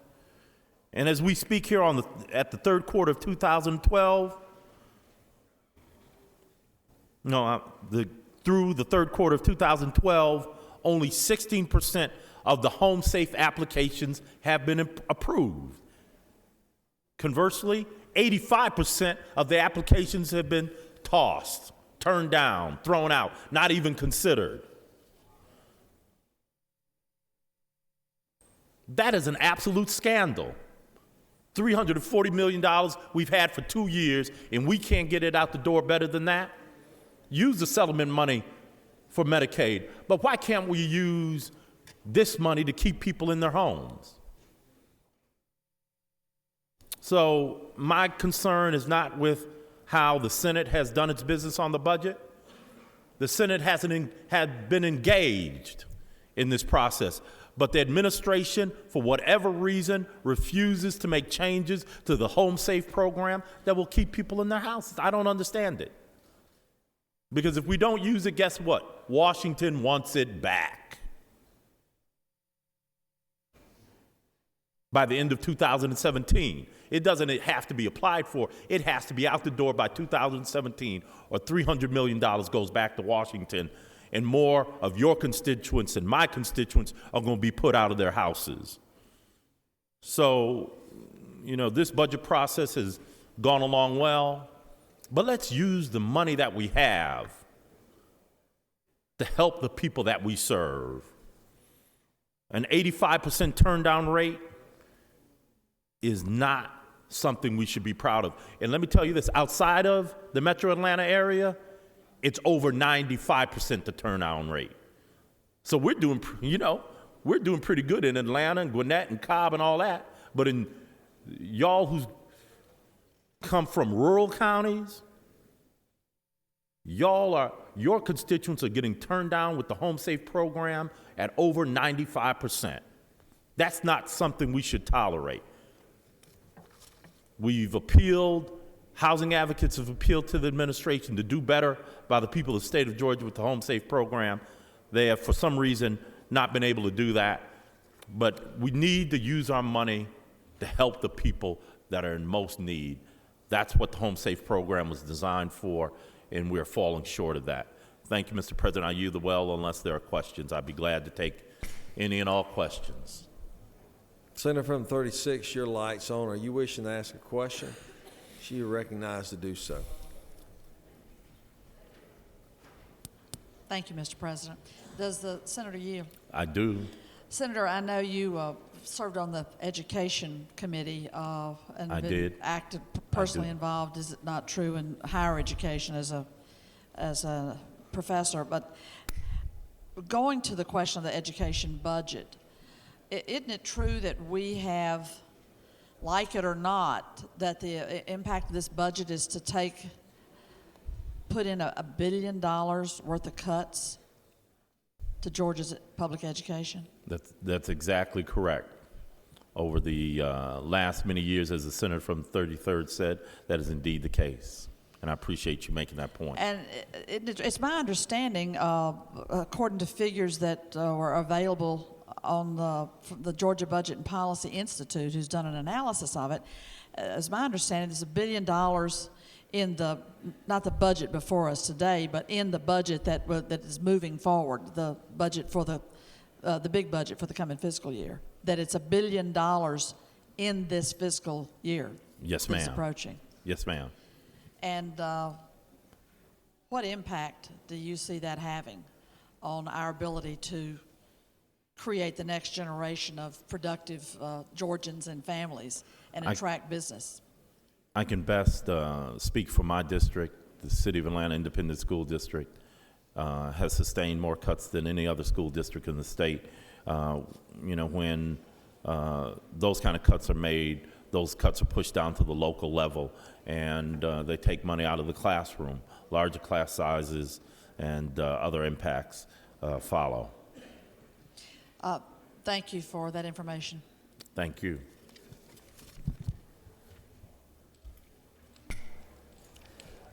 Senator from 36, are you wishing to come? No, you're done. Okay. I'd like to recognize Senator from 38 to speak to her amendment.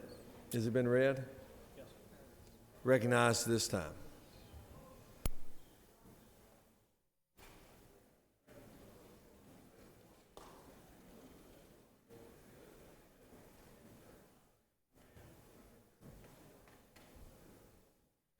Thank you, Mr. President, colleagues. I too would like to first commend our chairman and the subcommittee chairs for bringing forth the Senate version of this document. They've done an excellent job and have spent many hours preparing it.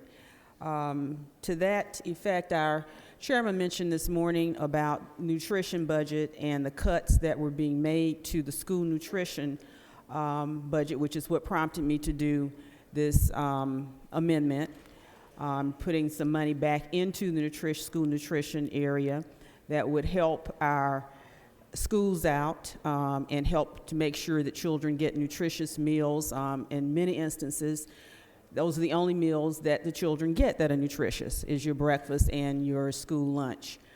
So I hope, colleagues, that you would take a look at this and vote favorably on this amendment to restore a little bit of funding back to the school nutrition program for our children and our schools.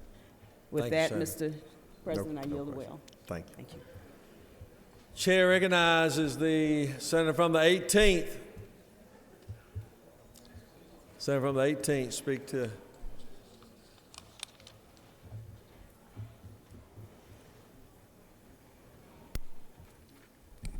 Thank you, Mr. President. I'd come to the well just to make the point, as chairman of one of the subcommittees impacted by this amendment, that one, as the senator from the 4th said earlier, the budget process is a very open and collaborative process.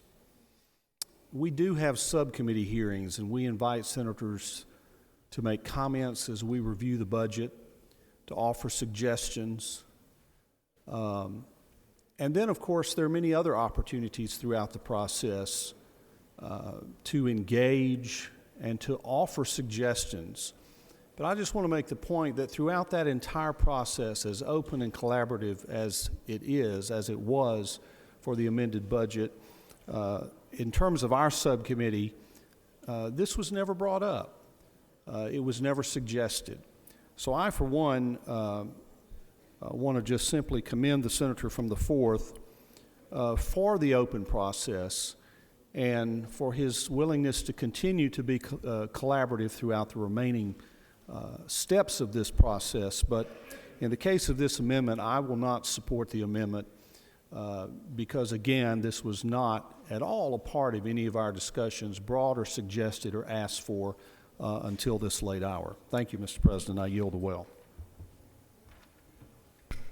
Thank you, Senator. The question is on the adoption. Chair recognizes Senator from the 4th. Close the debate. Thank you, Mr. President. I appreciate the dialogue we've had this morning and everybody's participation. I'm going to ask you to oppose the amendment and just give you a couple of quick points to make. We did restore in the nutrition, as I pointed out earlier, almost $1 million of the cut in nutrition, and they now have a 3% cut, just like most other state agencies. I would remind you that I started out by saying how we met the hole in Medicaid partially was with cuts to state agencies. I'm not proud of that. I hate to see some of these cuts, but as the senator from 39th just pointed out, where we're having to use the funds at is an admirable cause as well, and that's to keep kids well and to keep people in nursing homes and to keep people from being taken care of. So that was a part of this whole budget process. Now, as far as cutting Georgia Public Broadcasting, they have about a $12 million budget. My memory serves me correctly, is about half of the state portion is about half of the funds they operate with. They get out and raise the other half. So I don't know when you cut them, I don't know what you're cutting, but you may be cutting one of the broadcasts of the high school football games this weekend, or Georgia Traveler, and one edition of that. I don't know what $150,000 does to their budget, but I can tell you that whether they can make it up, they've been very successful at keeping their budget fairly level over the past few years, thanks to people like you. I don't know about you. I'm a member of Georgia Public Broadcasting. I pay my dues, and I'll listen. I don't always agree with everything they say or do, but it doesn't change my principles just to listen to lots of things. But I will tell you this, they're helping to educate our children. They've got a program in Georgia history that's recognized nationwide. They are really plugged into our state. And, I don't know what $150,000 does. It certainly doesn't kill them. But I don't know that if you're trying to send some sort of message, then there are other ways to send messages. Actually, we've had about an hour and a half of messages this morning, and that's a wonderful thing. They're urging resolutions. They're maybe calling people before committees to question them about certain actions. If you want to send a message, and the message is not to the Senate and the House, but the message is to the second floor, maybe you need to walk out that door, take a left, take the elevator down, take another left and a right, and go right to the door and make that message yourself. That would be a great thing to do if you've got a message to send. This is not the message that we want to send today. We want to send a message that the Senate's unified in our budget. We're going to do the best thing we can for the citizens of the state. Thank you, Mr. President. I oppose the amendment. Question is on the adoption of the floor amendment authored by the Senator from 38th. All those in favor, rise, stand, and be counted. Senator from 38th, what purpose you rise? Mr. President, I move the yeas and nays on the board. Shall the yeas and nays be sustained? One. Everybody wants to vote for the yeas and nays. Get your hands up where we can all see them. Clearly 5 having voted. All those in favor of Amendment 1, authored by the Senator from the 38th, will vote aye. Those opposed, no. Secretary will unlock the machine.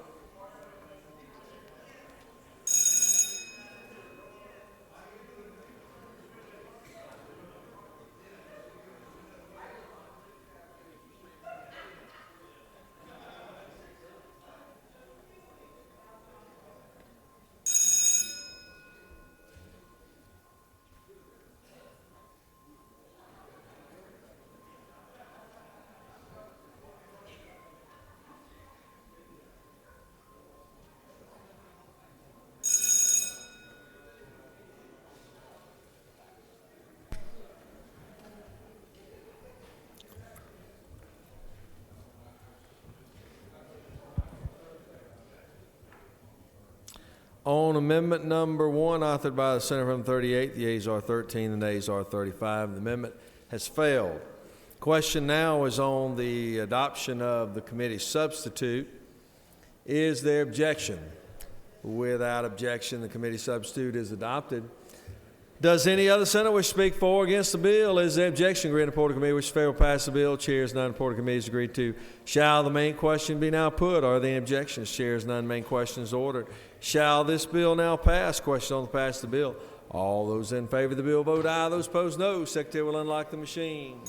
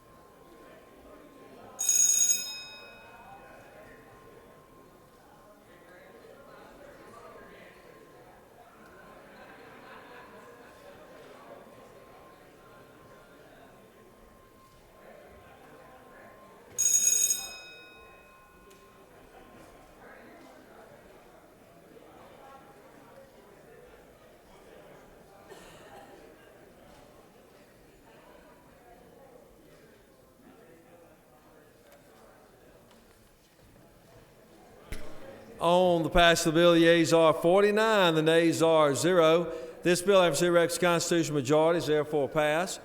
Chair recognizes Senator from the 4th. House Bill 105 be immediately transmitted to the House. Is there objection? Without objection, the supplemental budget will immediately be transmitted to the House, where we can get a conference committee maybe appointed for the weekend. Secretary will read SB 83. Senate Bill 83 by Senator Gooch of the 51st and others. A bill to be entitled an act to amend Chapter 12 of Title 36 of the OCGA relating to the supervision and support of paupers and for other purposes. The Senate Committee on State and Local Governmental Operations recommends that this bill do pass. Senator Ligon of the 3rd, Chairman. Senator Heath of the 31st offers the following amendment. Amend SB 83 by inserting, but shall not exceed the lesser of the actual costs of internment or cremation after the word county on line 17. Through with the order, Mr. President.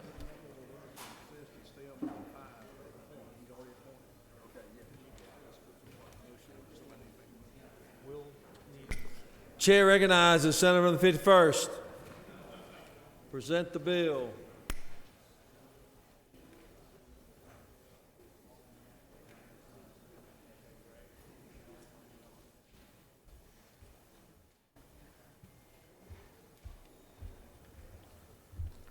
Thank you, Mr. President. It looks like today's theme is going to be death and taxes.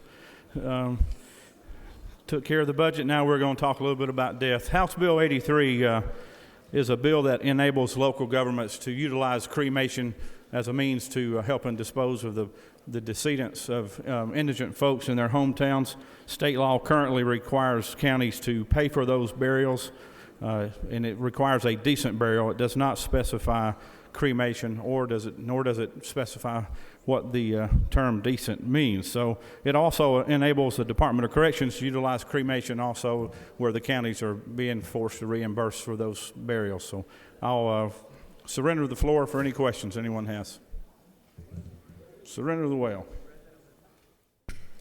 No questions, Senator. Thank you. Is the amendment has the amendment been read? You have no objection to the amendment? No. Okay.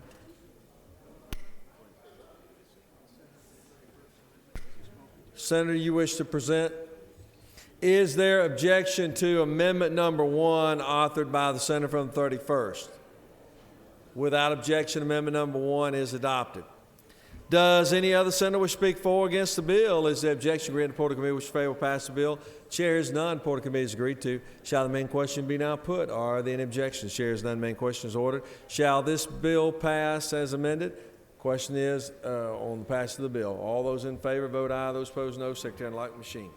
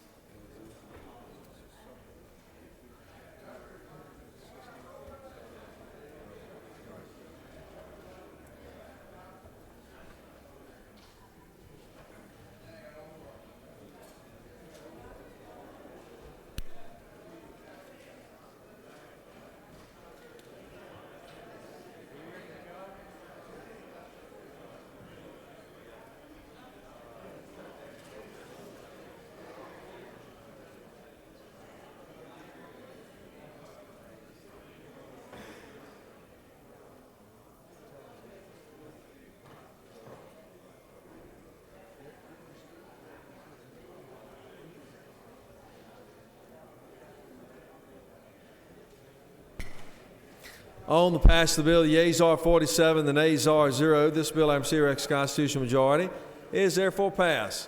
Secretary will read SB 100. Senate Bill 100 by Senator Wilkinson of the 50th and others. A bill to be entitled an act to amend Article 2 of Chapter 4 of Title 20 of the OCGA relating to Education Accountability Assessment Program so as to reestablish the Career and Technical Education Advisory Commission and for other purposes.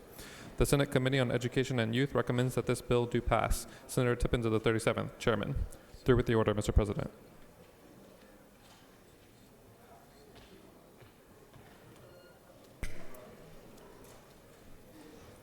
Chair recognizes the distinguished senator from the 50th to present the bill.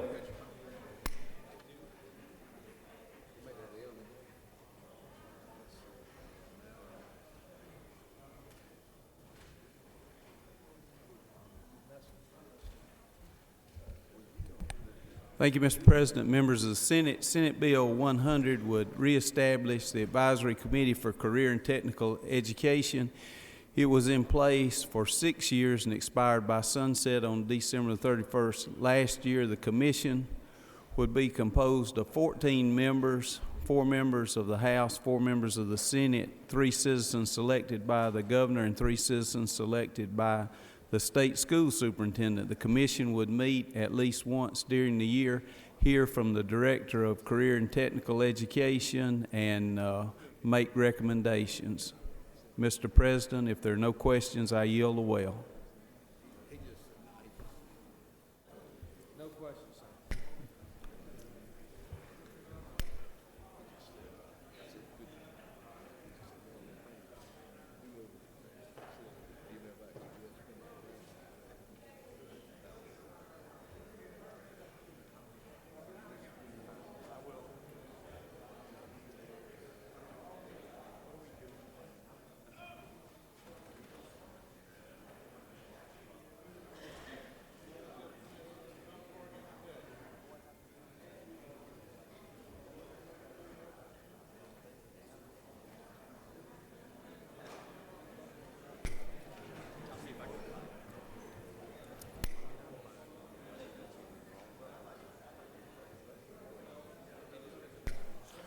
Does any other senator wish to speak for or against the bill? Is there objection? Agree on the Report of Committee which fail to pass the bill. Chair hears none. Report of Committee is agreed to. Shall the main question be now put? Are there any objections? The chair hears none. Main question is ordered. Shall this bill now pass? Question on the pass the bill. All those in favor of the bill will vote aye. Those opposed, no. Secretary will unlock the machine.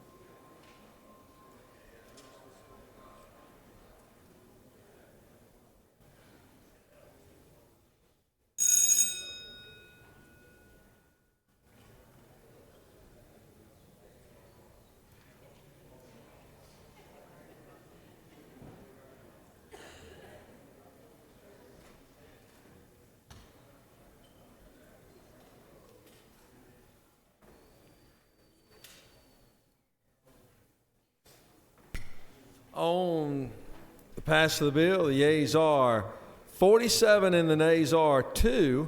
This bill absolutely erects constitutional majority, is therefore passed. Chair recognizes Senator from the 4th.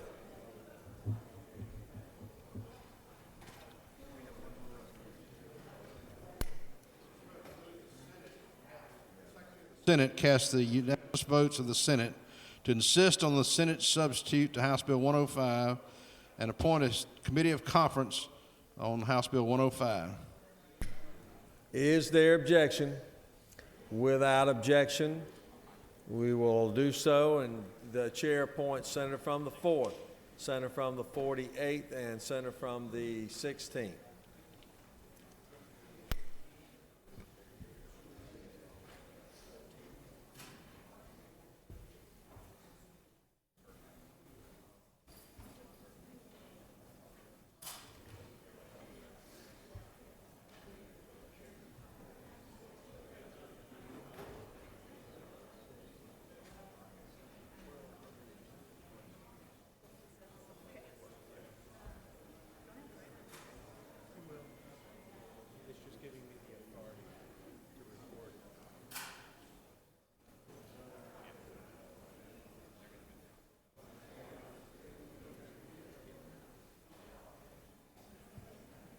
Secretary will read SR 9.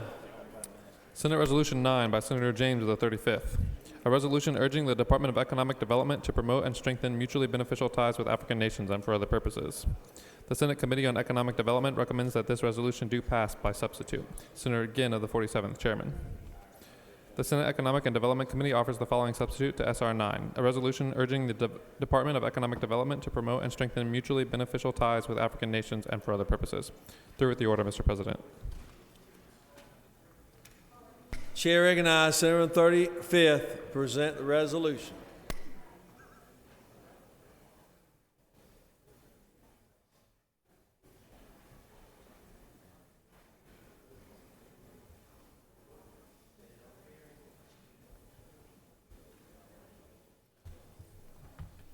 Thank you, Mr. President. Distinguished senators, I am truly elated to bring before you Senate Resolution 9 for your consideration. Senate Resolution 9 would serve as a gateway for divergent economic powers to develop global relationships and to execute a feasible declaration and a prosperous relationship between Georgia and African nations. Georgia can really be this gateway to the entire global community because we already have the world's busiest airport right here in Atlanta. I'm talking to myself.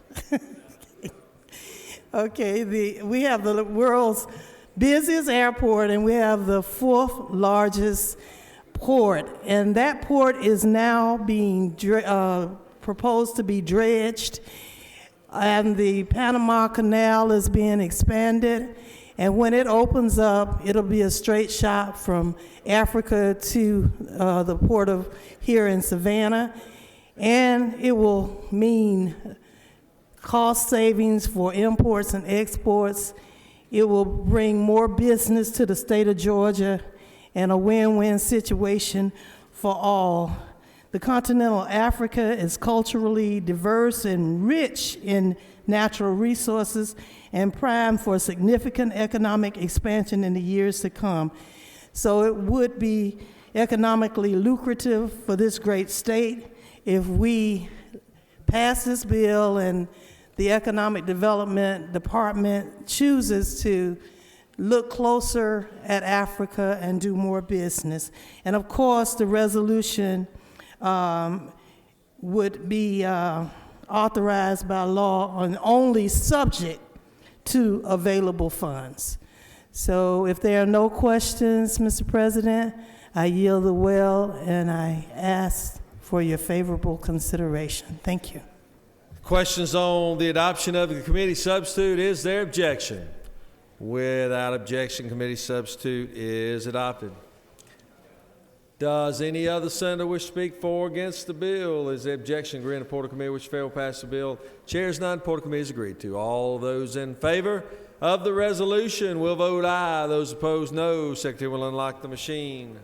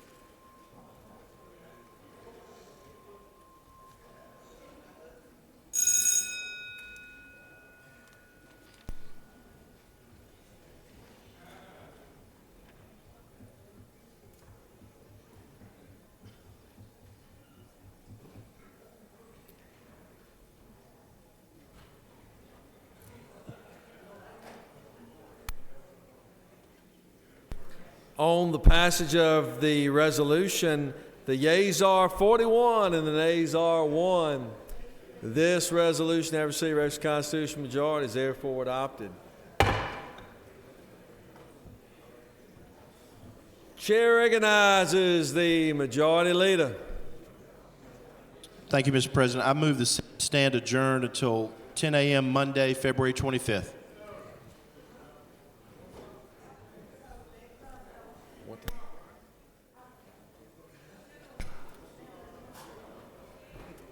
Read the announcements. Rules will meet upon adjournment in 450 cap.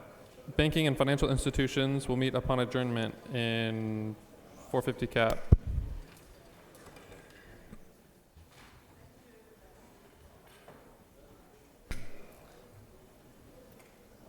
Any senator wishing to make an announcement? How about that? Everybody's talked. Oh, excuse me.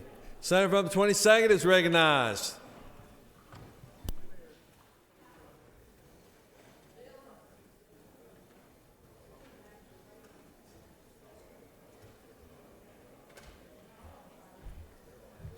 Thank you, Mr. President, members of the Senate. My final time here. Just want to remind everyone, please stop by the rooms 216 and 230 as we celebrate Engineers Day at the Capitol. They've got some displays, some light refreshments. Please stop by and enjoy yourselves today. Thank you.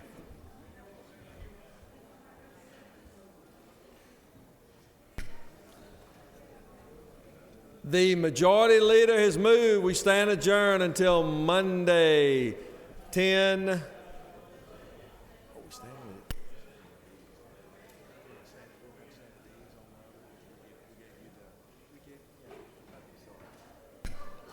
Monday at 10 a.m. All of those in favor will say aye. All of those opposed, no. Ayes clearly have it. We stand adjourned.